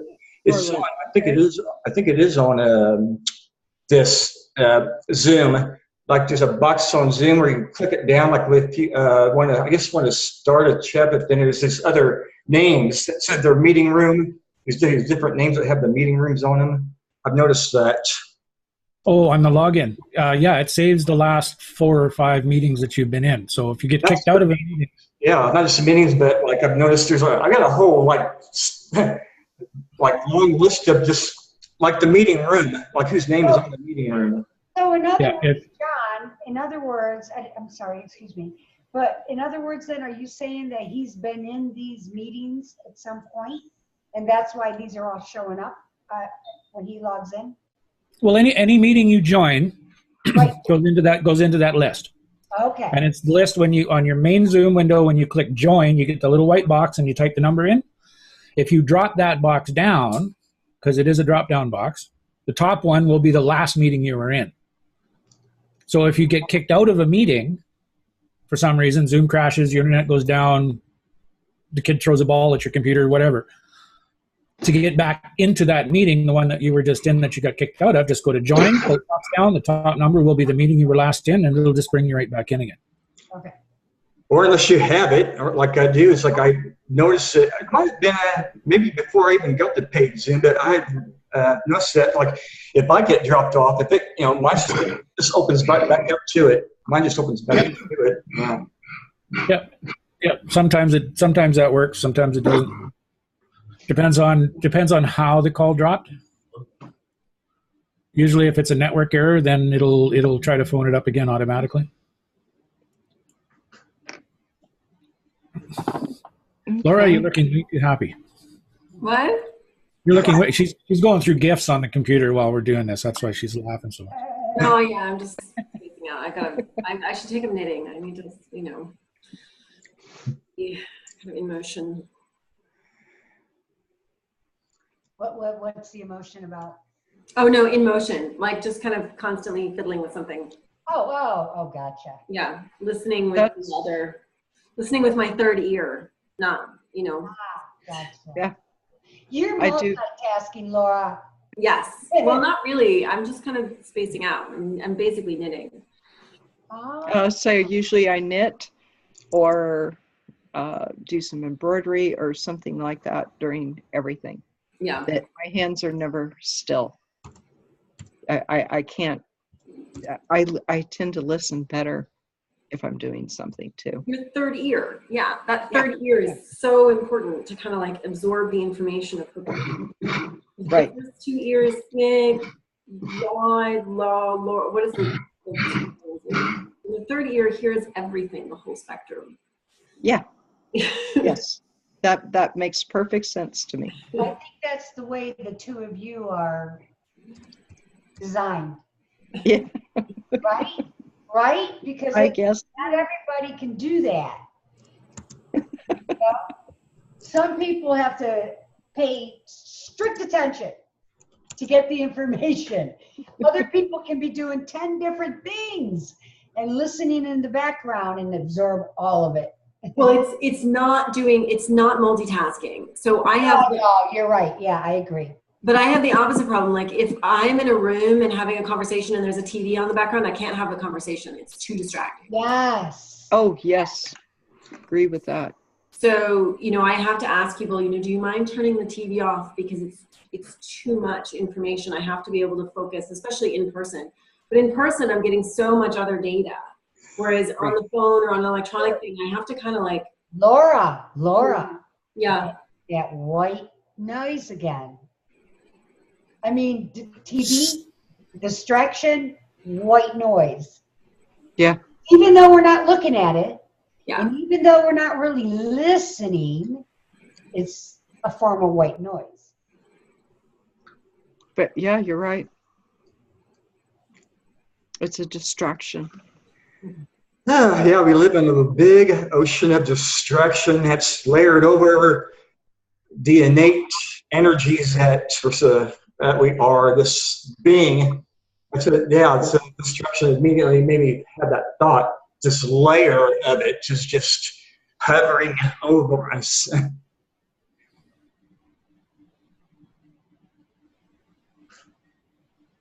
think we have just different ways of tuning it out sometimes. But yeah, television is very distracting. Yeah, television. I like that one. Whoever first coined the television, wow, my hats off to them. I like that. Oh, wow. I didn't ever think about that. Yeah, television. Whoever coined that, my hats off to them because I like that. It's kind of like be lie, believe. It lies, yeah. It says tool of media. The other weapon uses just to lie through this tool. Yeah. Wow. Tell lie. Yeah, there's a guy, gosh, I wish I could think of his name. He's out there on the internet, and he does these amazing presentations I gotta feed the dog. study lessons teaching us how, you know, he'll take words and go to the Latin roots, and then he goes deeper and breaking them up and the psychological behind them. And oh man, his name is right on the tip of my tongue. Anyway, he's really, really interesting. But he makes, you know, he allows us to understand where a lot of the, especially English, comes from. And yeah, writing off the backs of other roots and but putting different meaning behind them. And trap. Who said that? But yeah, trap.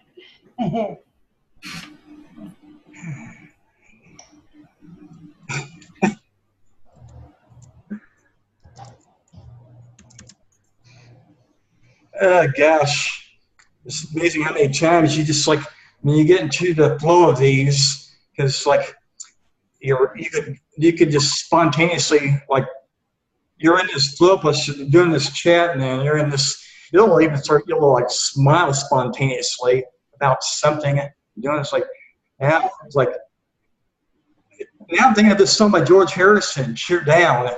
If you've ever heard that song by George Harrison, Cheer Down, it's just reminding me of that. Someone who's like, the frown is reversed, I mean, the smile is reversed. It's funny, cheer down. It's the words. They actually played that song at the end of the movie, yeah, Lethal Weapon 2. Yeah. I watched too many fucking movies.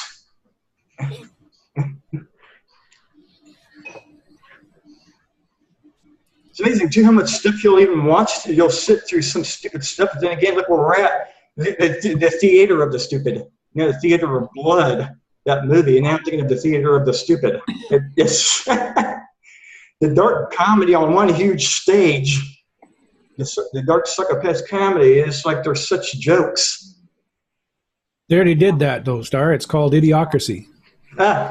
Great one, yeah. Seen it twice now. The second one I started to get it more. The first time I watched Idiocracy, I wasn't seeing through it as much. And the second time I watched it, like years later, I was like, yeah, Idiocracy, yeah. Mike Judge, I knew what he was doing.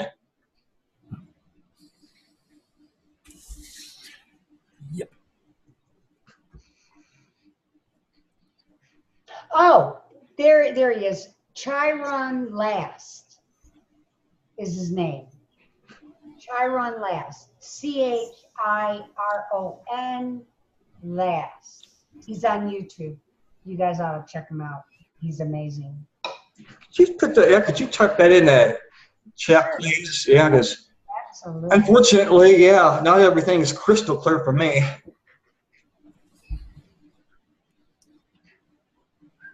He'll take you down some rabbit holes, guys. Big time.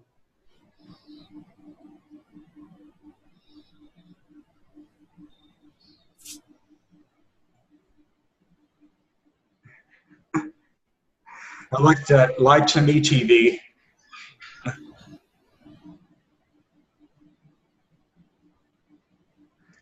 Yeah, this is the audio. I like that. Yeah, that's another way they even put it. You know, it's like, it's fun to even play with words and just the whole butchered language that we've been using, as I call it, butchered.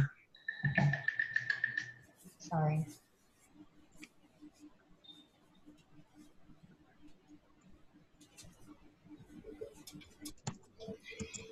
Okay, so is it time to get silly yet? You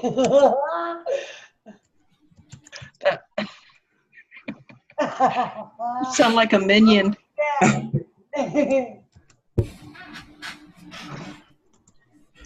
That's funny.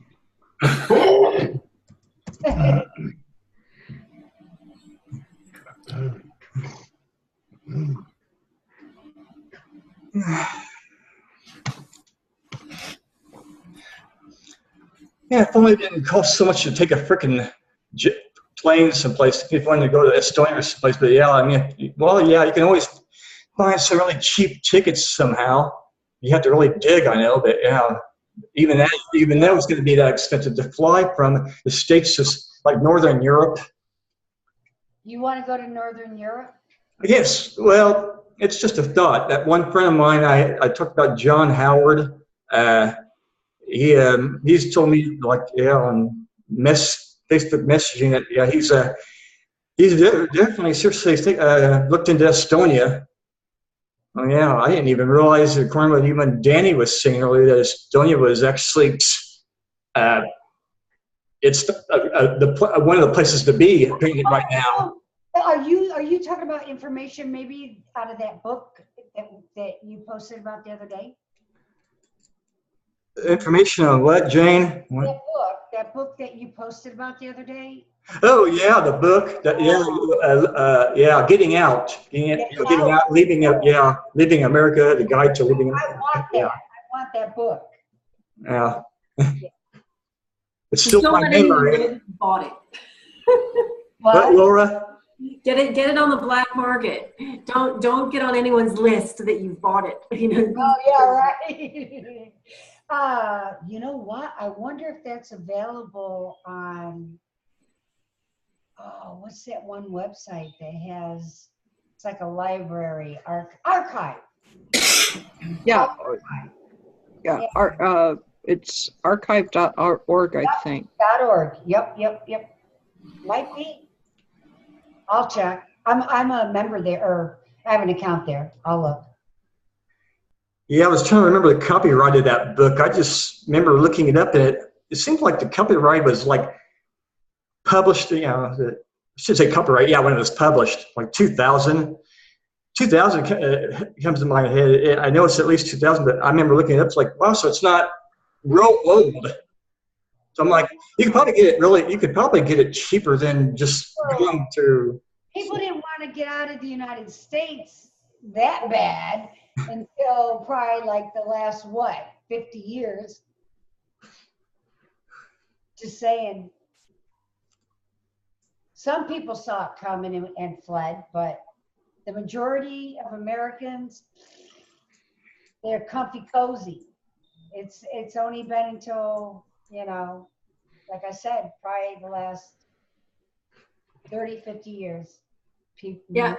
Yeah. I do have a friend who moved to Uruguay and gave up his American passport and everything, and it took like serious. It took him really, really serious conversations because he just gave up his U.S. citizenship, and so he was essentially a refugee in Uruguay. Wow. And they're like, "But where's your passport?" And he's like, "I gave it up. I'm not an American anymore." Wow. And he had to convince I'm a ghost, right? Yeah. Well, but you have to go from one right straight to the next, right? You can't just give up your. He's a tech guy. He was like a political tech guy. So I think it's kind of like how Ben does things. It's just they kind of like. That, to me, that would be the ultimate get off grid. Yeah. Like. I know John's got a thought on that. Yeah. Well, I've never had one. A passport? Yeah. Well, you wouldn't need I don't have one. to travel. Huh. Well, the thing is, what most people don't get about this straw man thing, the name of the straw man is not you. Right. No, I know about the straw man. Yeah. Okay. The name on the driver's license is not you. Right. The name on the birth certificate is not you unless it's a certificate of live birth. There's that But one that one- birth. If you look at why would you need a certificate of live birth? I'm alive. I was born. That's my certificate. Any ID, any identification that you have doesn't point to you. It points to this fictional corporation that other corporations can act against. Yeah. It's really simple. It's like the whole screwing this up is really simple. If you're being charged by the city, by the state, by the county, by the province by the crown, those are fictions. They're concepts. Okay, they're not actual people. If you're being, say you're being state of New York, State of New York versus Joe Blow, right? Joe Blow gets up there, says, I want to face my accuser. Bring in the state of New York. They can't do it. They're denying you your right to face your accuser. So the only way that works is if it's corporation against corporation. All right. And they make you think that you're the surety to that corporation, but you didn't create it. You don't own it. You're not liable for its debts. That's why the state and the country and the town and they're all the corporation, part of the corporation. That's right. Representing the corporation. No, they are the corporation. Their umbrellas under another umbrella under another umbrella and so on and so on. Exactly. Yep. But city bylaws, unless you're an agent of the city, the bylaws don't apply to you. They can't apply to you because it's a corporate rule. Just like Walmart. If you don't work for Walmart, the Walmart rules don't mean anything to you. But they're really going to try to make that not happen if you ever push it. So you got to know what you're doing. And don't cave. Like, simple as that. You know, when they ask me for ID, I go, well, what are you looking for? You're looking for the fact or the fiction? When the judge asks me what my name is, I'll say, well, what do you mean? Who are you looking for? The fact or the fiction? I will expose it immediately with my first question. And right then and there, they know they can't screw with me because I'll wipe the floor with them. That's a scary place to be in, though, you know, for most people. Well, the thing is, once you realize all he is a teller at a bank. No shit. There's no fear. I know, but I know some people that have had to go through hell because they stood up to it. Yep. They thought they could handle it. Yep. And most of them, like Heather. Like you said, you really have to know what you're doing. Well, I mean, you need to know the concepts clearly. And trespassing on your right to face your accuser is one of the biggest ones. If you get a piece of paper and there's a stamp on it from some city, there's no signature, there's no one taking any responsibility for that document, they have to be charging the fiction. You just say, oh, well, this isn't me. This is obviously a corporate fiction, and as far as I know, it's owned by the province of Alberta. Deal with them. Right, and most people get lost because of the legalese. Yeah. Yeah, all part of the great con of humanity, yeah. Actually, Jane, most people get lost because of assumptions. They assume they know what that word means. They assume they know what that direction is, what direction it's going. They assume. They don't sit and think about the question, ask for clarification of the question. Well, I meant the average person that doesn't chance it is when they get to the legalese that they say, "Oh, scared." Yeah. They assume they can't figure it out, and it's pretty easy. All you need is a copy of Blacks and Valentines, and you cross-reference the words, and it'll tell you exactly what's going on. Right. It's all right there. Right, but if you're standing in front of a judge and he's got others behind you, you know, he's not going to give you much time to be cross-referencing. You better know your shit when you show up. If you're in front of a judge, you did it wrong in the first place. Right, well, no doubt. Oh, when you said that, yeah, it made me think of the home court thing, like the symbolistic. The courtroom of once you step in that room, it's sort of that jurisdiction of I get what you mean now. You got out of the water and you ducked yourself on his shore. Well, actually, you've stepped off the shore and you're now flotsam and jetsam on the ocean. Okay. When you cross that bar, when you cross that gate, you're actually stepping into another zone, another country, another realm. Yeah. What do you mean? But there's lots of ways to mess them up. I mean, if you're just dealing with, say, just public officials. Now I don't know about the States, but in Canada, a public official must be bonded. They must hold a liability bond to indemnify the public against their misdeeds. If they're not bonded, they are not a public official. And impersonating a public official is a very serious criminal offense. You know, when they ask me for ID, I'll ask them, why do you need evidence of a fiction? And usually they'll just kind of turn white and walk away, or they'll just start stammering, and you go, well, fine, bye, and walk away.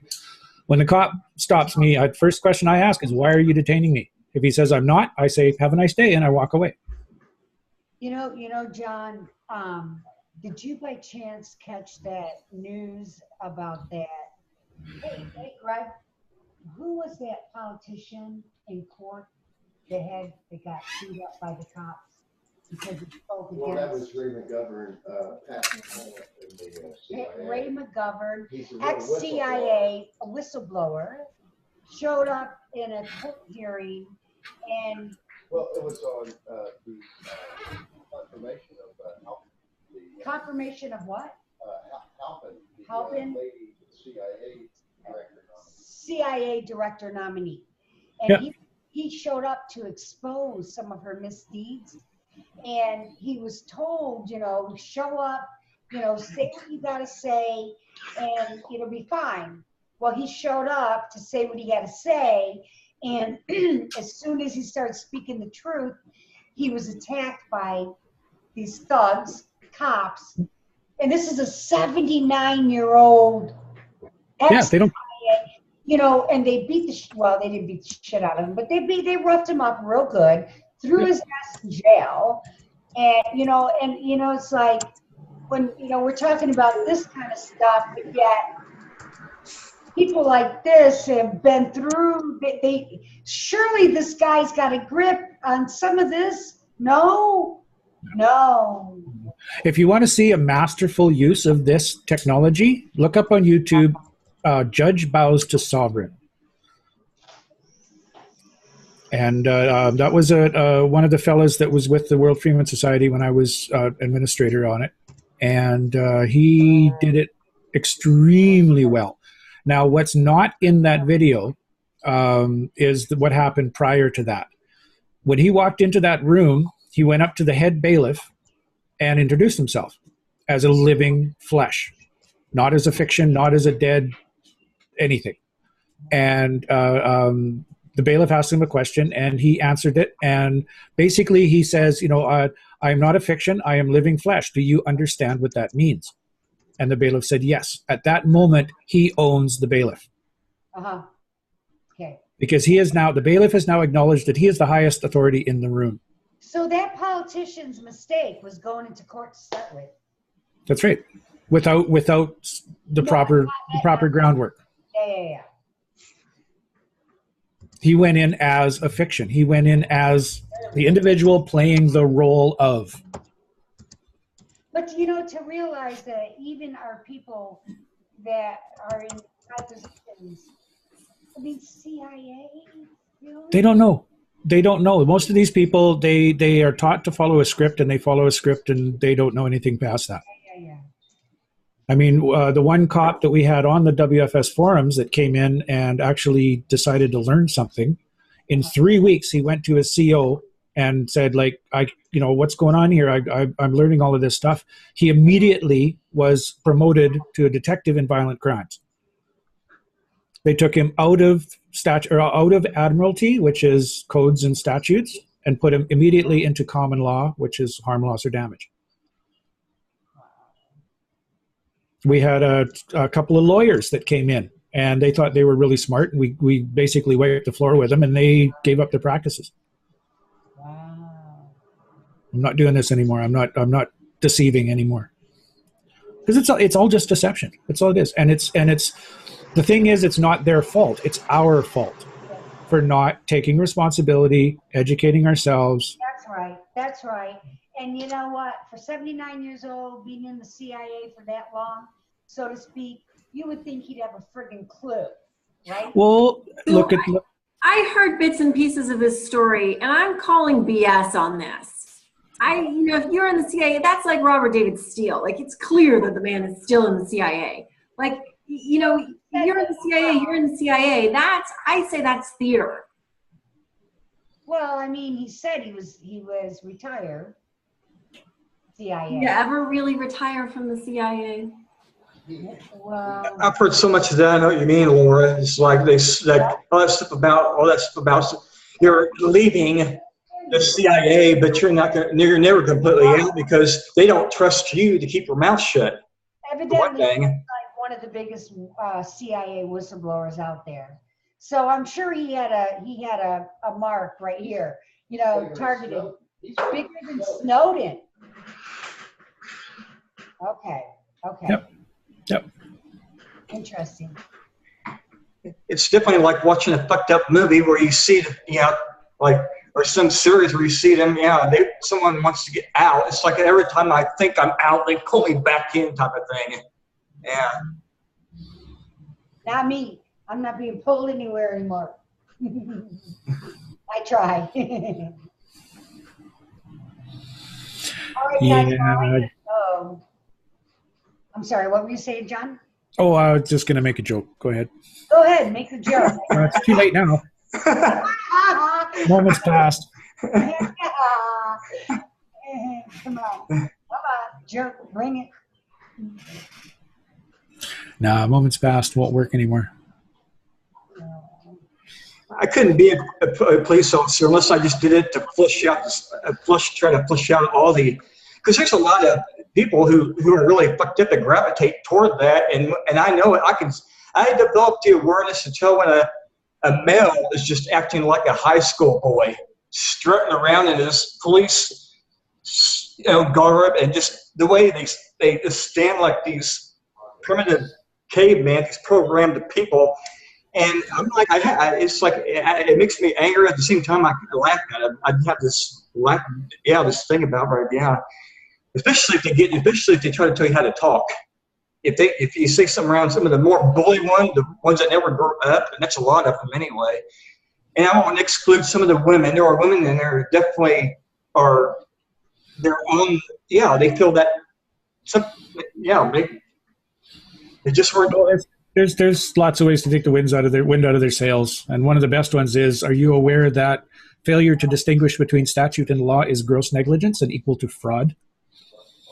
They usually shut right up after that. It's like, if a cop pulls over a lawyer and the lawyer knows his stuff, the cop leaves scared because when they realize you know more than they do, they stop. They won't play with you anymore. Yeah, there's no way. It's like if I've learned one thing, it's like, how many people will automatically open their door, no matter where they live out, a cop knocks on the door, you don't have to answer it. A lot of people are clueless about that still. They just automatically will open the door for a cop, even if they see through a peephole, even if they have a peephole, and they'll still do it. It's like you're not obligated to open the door for them, just like anyone else. They're just a regular person. And to me, they're sort of a regular person anyway. They're just hiding in parasite government gang clothes. They've found a way to fuck with the general public because maybe they're angry inside, or they have all these. It's a combination of, to me, of this. They have a lot of probably just they're all what. Remember we had this conversation about the people who think that they're awake. It's the same thing. If you tell people, well, you're better than everyone else because you have these powers and and you work for an authority and whatever, they all of a sudden believe it, and they believe that they have authority to act in any way they want. And then, as Danny says, they target people who are naturally narcissistic, naturally lack empathy. So they're easy to brainwash and they're easy to kind of direct, and as well, if you want to go into the esoteric, people who naturally are drawn to power are easier to invade energetically. So negative entities are going to be more attached to someone who needs power, who wants power, so they bribe and they coerce these people to want more power, and then they become more susceptible to negative entities taking them over and to controlling them. Yeah, you just said something, Laura, when you mentioned that. It made me think about how it's even I've had that thought more and more, but it's true though. All policing is, a lot of things is an extension of government anyway. It's an extension of government politics. It's the only reason we have the police state getting more of a grasp is because it's all that parasite extension of government. A big and Steve, Deb just said, you read that? I noticed this all changing too. I would say I personally I noticed police changing, like, I would say in the early 90s. Police were definitely changing. They were becoming more scary, more abusive, more aggressive, targeting teenagers in my community and that kind of stuff. And it just grew into the police state. yeah, I was just reading what Deb put in there. And it's like, yeah, that's what I was concerned about too. Is like as long as a lot of other people who are getting in policing have some sense. That's my big thing. Have some sense not to just pull out a gun on somebody who's not a threat. Just because you were told that doesn't mean you have to go along with it. There's definitely something up with the police forces. Absolutely, there is. I have a lot more respect for the sheriff than I do for the police. Absolutely. Even the sheriffs are co-opted, though. Oh, well, yeah, I'm not saying they're not, but most of the sheriffs are more mature.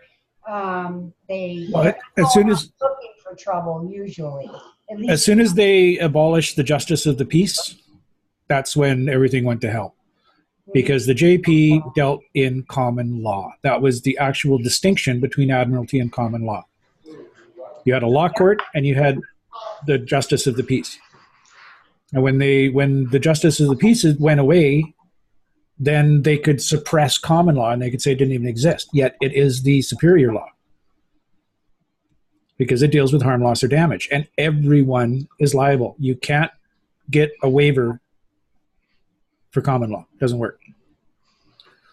And you remind these people that they are liable for their decisions, they start making different decisions. I just want out of this construct. What's that, Jane? What'd you say, Jane? I said I just want out of this construct. Yeah, because the construct is definitely that, the con. Yeah. Yeah, there you go. Yeah. And not into con artists. They have no real art. Well, I mean, the construct itself is not necessarily a bad thing. Even the legal system, if it's used the way it was intended, is actually a really, really good thing. Because you've got this awesome raincoat that's worth more money than you could spend in 200 lifetimes. And you can take it on, put it on, take it off anytime you want. It's a safety net. But everybody forgot about that. They forgot about the what in Canada. Canada is or started out being a socialist country. Not Soviet socialism, but proper socialism. Where if you needed help, you went and knocked on a door and said, "Hey, I need some help," and you got your help. Oh, okay. Makes sense. Socialism, you're social. Oh, yeah, makes sense. Exactly. And It was like that. I remember when people were like that where I grew up. Village courtesy. Oh, village courtesy. That's being neighborly. That's like being neighborly. Yep. And you know, in the rural areas in Canada, you get the small towns, 2,000, 3,000 people, it's still there. And people understand you got to have your neighbors or you're not going to survive, especially when it's That's 40 right. below for That's 2 right. months. Right. Yeah. And you treat the people around you with respect. If you want to do something that's going to impact them, you go to them and say, "Hey, I want to do this. What do you say?" And it's based on mutual respect. Where now, like especially in the cities, it's not based on mutual respect. It's based on codified law. And if you're not following the codified law, you're a criminal, even though you're not causing any harm, loss, or damage, which is ridiculous. Yeah, that reminds me of something I was reading yesterday about social credit. Yep. And you know what that is? I have a pretty good idea. That is the account, the bank account that Heather was talking about that's linked to your birth certificate. That is your share of the country. It's your share of the value of the landmass that you were born on. Yeah. And for Canada in 1988, some university students did a bunch of research on this, and they worked out that every man, woman, and child in 1988 dollars was worth $15 billion. Well, what I was reading though was that this is coming to life right now, where there is really being implemented. They're going to try to bring it back to basically lipstick on a pig. They'll bring it back. That's what this universal income, $1,200 a month just because you live. It's like it's total bullshit. They're not releasing your access. They're still controlling your access, but they're Smoke and mirrors. they're throwing you a bone so you don't bitch. That's all. That's all it is. Right. Interesting though. Interesting. Yep.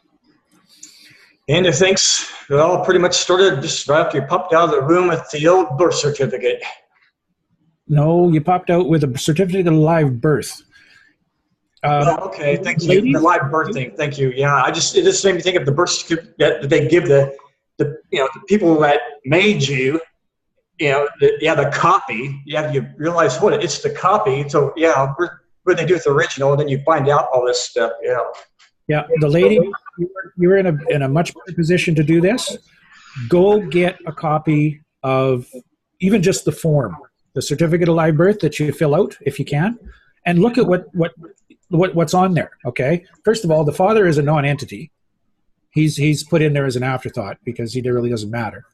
And that's because the human resource comes out of your water, which is Admiralty law. Right there. But look at what's in there. The mother is not listed as a mother or the maternal parent or any of that stuff. They're listed as an informant. No shit. Go look at the form. Read the forms. I will. Wow. Anybody that works at a hospital, get a copy of that form, post it on the net. Let's make it viral because it's obvious when you see that. Wow. Okay, now wait. How do you get a certificate of live birth? Well, you can do it. There's ways around it. You have to go to the Hall of Records where you were born, and jump through a bunch of hoops. But you can get a copy of your certificate of live birth. Wow. And I keep forgetting about that. Because I have my record of birth from the county I was born in, but that's not the same thing, is it? No. No, it's actually called the certificate of live birth. Wow. The older birth certificates, if you're over, say, 50 years old and you still have the original little card that your parents gave you, flip it over and look on the back. It'll probably say treasury use only on the back. Revenue receipt, treasury use only. Mine did. I remember it clearly. Wow. Okay. What revenue is it in receipt of?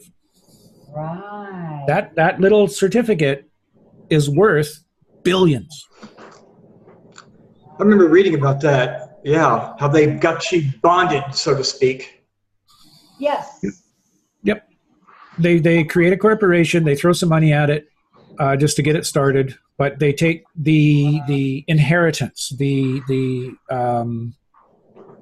portion of the value of the country of that individual and place it into that corporation.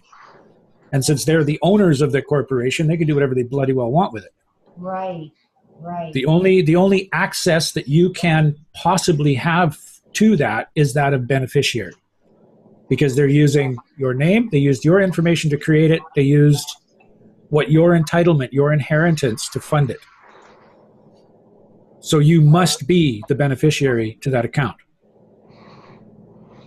You can't be surety and beneficiary at the same time. It doesn't work. So can I call you tomorrow and you can take my hand and walk me through this? You got 12 years? Right. I don't know. I hope so. I mean, you can with your, I'm I don't want to lead anyone through this, because then you're going to find what I find and what I want you to find. I want to get people to ask the questions and go look for themselves, because then they're going to find stuff that I missed, things that's relevant to them specifically. It's a better education if you do it yourself. Yeah, and you know what's interesting, John, is I looked at this years ago. One of my buddies, Danny knows, because I was a moderator on Skype, on Skype for a long time. JJ, but anyway, outlaw JJ Smith. But we looked into this heavily way back in the day. I mean, 10 years ago. Yep. Yep. When I started getting the information was impossible. So now it's resurfacing for me again, and so maybe it's time to take a second look. Well, yes and no. I mean, if there's lots of people out there that can make the system work and they're just totally happy with it, and that's fine. For myself, I don't want somebody to tell me how to live. I know how to live. Right. I don't need to be governed. Exactly. That's right. Yeah. And no one is under any obligation to be governed. You can just tell them to bugger off, fire them. I'm not part of your little game. I'm not part of your little clique. Go away. And as long as you cause no harm, loss, or damage, and you're responsible for your actions, then nobody can say anything about it. John, do you have to file income taxes every year there? Nope. I haven't filed income tax in, God, what? I don't know. I lost track after 10. It's got to be at least 15 years. But are Canadians required? Required? No, it's voluntary. It's right in the Income Tax Act. It's voluntary. You got to read it. That's right. Okay, It's the same in the States. Here's our basic. Yeah. That's what I'm saying. Okay. It's the same in the States. It's voluntary contribution. That's right. Now, if you do, in Canada, it's a TD1. I don't know what it's called down in the States, but when you start an employment, they give you this little form and you fill it out and you say, yeah, I want an extra $10 a month taken off just so that I don't wind up paying at the end of the year and all that stuff. That's a contract. And you have to fulfill that contract because you agreed to it. The next year, they hand you that. You can say, no, thanks. I'll do it myself. The next year you can say, no, what? No, thanks. I'll pay my Star. There's a horrendous feedback coming from you. Plug your headphones back in.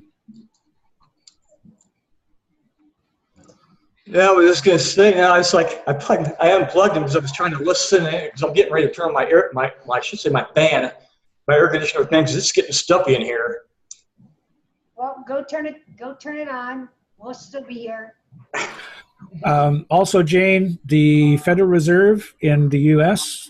I think that's your income tax, guys. Is the Federal Reserve, right? Oh yeah. Okay, look them up on Dun & Bradstreet. I know. I have. They're not owned by American interests. They're owned by foreign interests. Right. It's a private corporation owned by foreign interests. Right, I know that. Same thing with the Canada Revenue Agency. It's the same thing up here. But I mean, if you look up Canada on Dun & Bradstreet or any of the those registries, you'll find out that its head office is in Washington, D.C.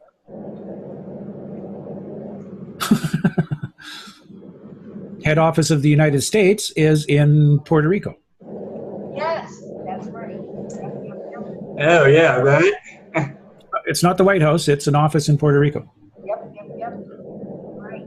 Makes me think of that book. What was it? Which I've never read. The Creature from Jekyll Island, or The Creature of Jekyll Island, something like that. You know. Yep. Deb, you're absolutely right. None of these, whether it's U.S., Canada, Germany, Russia. Well, Russia's not quite so bad. England has got to be one of the worst ones. Italy is again way up there.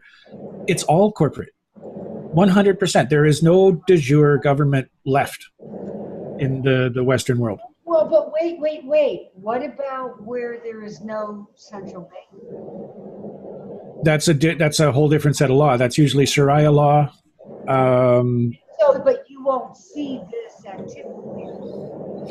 No, you'll find lots of bombs. Well, yeah. I'm not saying you're not going to find something else, but yeah.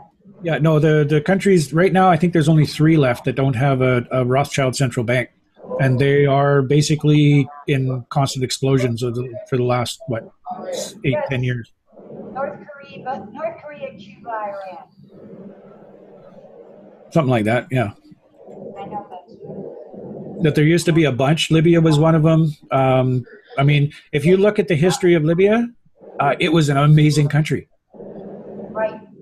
I mean, there was no homelessness, there was no starving children. Didn't wasn't Iraq free from central bank? Yep, before we went in there. Yep. And then what did we do? We went in there and destroyed their dollar. Basically, yeah. When what was it, Danny? I didn't even notice until Danny mentioned it. John was talking about it before. And also their dollar. Yeah. You know, yeah. I was going to say the gold back. What was it when Gaddafi, Muammar Gaddafi was? Yeah, this was one the That's gold what he back was- thing they were using.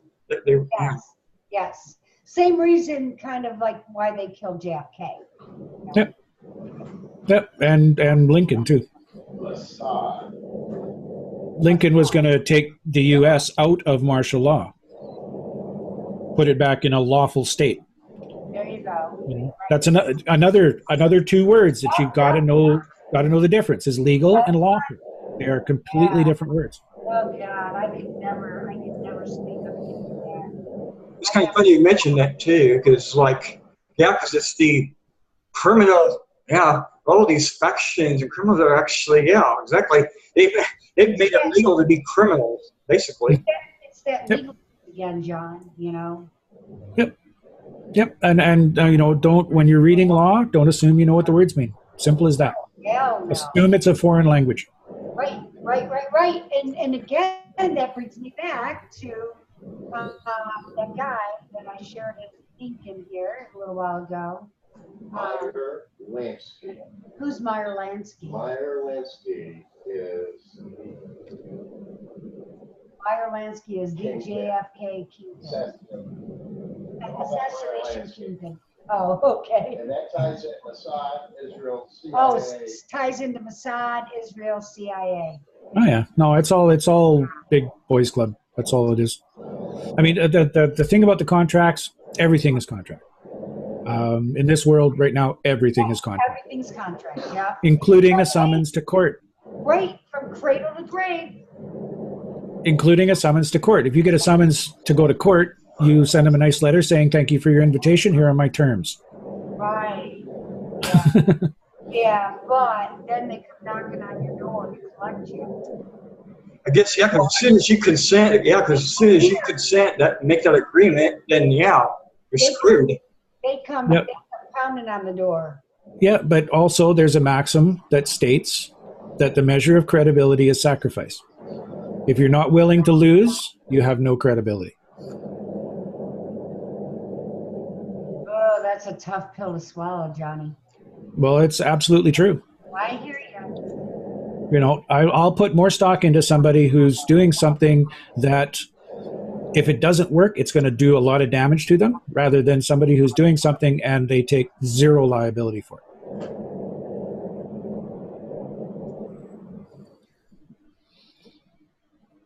I mean, in BC, we had a thing called a Roadstar, which if you traveled around and you didn't have a claim on your insurance for 5 years, they gave you a free accident. You could kill somebody and it wouldn't, your rates wouldn't go up, nothing would happen. They just go, okay, well, I guess you're not a Roadstar. 5 years, you'll get one back. Taking away personal responsibility. And I would much rather be out on the road with 500 people who are fully and completely liable for their actions than 500 people who have a free accident. Right. Absolutely. And Star, if you keep an eye on the little microphone thing, if it starts turning green and you're not talking, you're making noise and we can't hear anything else. The little green thing where? Bottom left-hand corner of your screen. Okay. Because we can hear your fan. Sounds like a volcano venting. I'm gonna turn the bloody thing off. Or just remember to mute.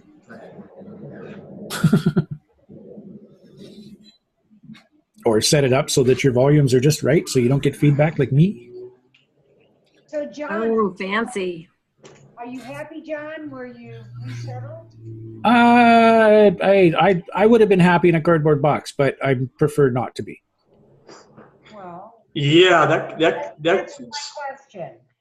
Well, happy is a choice, and yeah, That doesn't, I'm sorry. Okay, let me reword it. Are you settled? I'm safe and warm, and I got a place to sleep and food to eat and something to do, and yeah,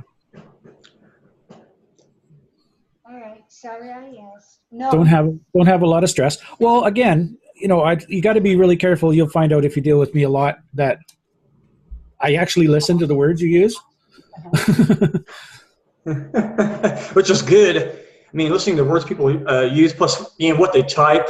If you're talking with somebody, it's like I try to pick my words very carefully. It's like some people aren't as conscious or they're not as aware as what they're typing. It's like then I'm like, and if I can read. Sometimes I get maybe in my case it helped. Not having. Well, I've been to this story before about not having a gadget for 12 years, but it really does. It helped me. I could just tell when someone's like being hostile, like they don't even have to use caps. Obviously, you can just tell by someone's choice of words that they're being hostile, and they didn't even read what you replied right. They read it out of context or something. Yeah, I'm like, did you read that right? Yeah, no, I mean, I've been bugging Danny for probably 3 years that understand and comprehend are two completely different things, and now she's got it, and she's now using the word comprehend instead of understand. Which I because like. it has a different energy. It has a completely different meaning. And I think I understand where you were coming from when you. I do. Which means you just gave me authority over you in that aspect. That's exactly what you just said. Wait a minute, explain that? Yeah. Really. Understand. You're not standing on it. You're standing under it. I guess what I meant, You're holding what you understand as a higher authority. I caught on to what you were getting at. What about that? That works. I get you. And no, I don't do this all the time, but we were discussing this a little bit, and it seemed like people are interested. So I thought I'd put little tidbits in there just to get the thought process going. Wait a minute, I don't use language right. Yeah, that type of thing. Yeah, Laura, what were you starting to say? I could tell you were starting to say something a few X amount of seconds ago. Probably. No, when my awareness shows up, I really notice things. I read facial expressions pretty well. Well, especially when I can tell, when someone's starting to speak. Obviously. All right, guys, I gotta go, darlings. Okay, Jane. Yeah. Good night to you, dear. This Love you. Thank you. Love you too. It was awesome. Loved it. I'm gonna go make some dinner finally. Gotta go to work in the morning. Enjoy. Yeah. Sleep well. I think I'm out of here too, unless there's anything specific somebody wants to talk about. No, thanks, John, for going through that. I every time I hear it, it kind of sinks in a little bit more, and I start to put the pieces together. So yeah, it's helpful. Thanks. Yeah, that's some of that stuff. Yeah, you just mentioned. It really just comes down to common sense. Don't assume, and clearly think about what the questions they're asking. Yeah, what you said, common sense. Yeah, exactly. Which is really pretty much vanished or dissipated in the U.S. America. Yeah, it's like like you said, it's like just think about what you hear and then look into it. Exactly. Yeah, I don't really like putting it that way because it does come across a little insulting. But there's really no other way to put it. John, I think what you're saying in some ways though is remember that we live in a different paradigm than we're sold. So yeah. Yeah. We're sold this pile of goods that we live in one paradigm, and we actually live in another paradigm. And if we actually learn the reality that we're really in. I mean, it's the challenge that we're going through the whole time. You've reviewed the karmic challenge, which I see as the huge karmic challenge is, one, how to be in integrity and accountable, and how to take risks as a way to be in integrity and accountable, and two, how to transcend this crazy paradigm that we live in and to recognize it and to be able to kind of move beyond it. Yep. I mean, ultimately, it's just a video game, so it really doesn't matter. I agree. Real Because players. Yeah, real players. At the end of the thing, you get the choice to save. You say, no, I don't want to save that, and you go and have dinner. I mean, it's that's all it is. But I think bringing some of this knowledge forward, like accuracy in language, thinking about what the person is actually asking you, what those questions are, instead of reacting. You say you respond instead of react. Those little lessons will serve everybody well. Doesn't matter where you're going. But here, we don't have that much longer. I'm not making any plans. I got about $1,000 left, and don't expect to see any more. And I'm not gonna ask for any more, and we'll see. Because I don't think we're going to be here in August. What do you mean? The video game is going to end. It has to. Yeah, what you just said has to. We know this can't go on indefinitely. It's already breaking down. We can see that. Danny's seen it. The pixelation in the sky, the Mandela effects, the weird things that happen. It's already falling apart. And just like your computer, just before your computer actually goes blue screen, you start having some weird little glitches. Flashes in the screen here and there, and a box pops up and then disappears really fast, and then all of a sudden, poof, blue screen, game over. And we've been told by a couple of sources now that this is a computer. This is a video. It's essentially a computer program. Very, very complex, very immersive, but still just a computer program. My physics background, the theoretical physics stuff that I've done shows that as well. Matter doesn't exist. It's only a perception. An atom isn't stuff. It's just a ball of energy, and we perceive it as stuff. Yeah. There's no stuff. The whole emptiness of everything, from what I've even gathered over the years, it's like, it's nothing is actually solid. It's just being held together. Yep. The conventional physics, the conventional physics model of the atom, if you actually do the math, you'll find out that it is only 1/1,000,000th of 1% stuff. The rest of it is space. And that's only if you're looking at it. If you're not looking at it, it's just energy. Awareness, observer, the awareness, The energy only becomes matter when we perceive it. Yeah. Other than that, it's just a flow of energy. And that's easily proven.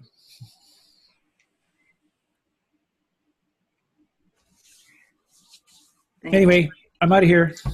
By the way, John, I was going to tell you real quick that the green dot thing, I was thinking, the mute thing we mentioned earlier, that's how my brain works. I just remember shit things. Anyway, talk to you later, John. I'm glad you're all right. Yeah. Oh, I'm always all right. There you go. Yeah. Talk to you later, brother. Bye, all. Deb, Moksha, anyone? Okay. Just a second. Yeah. Love you, guy. Love you all. Yeah. Talk to you later. Bye.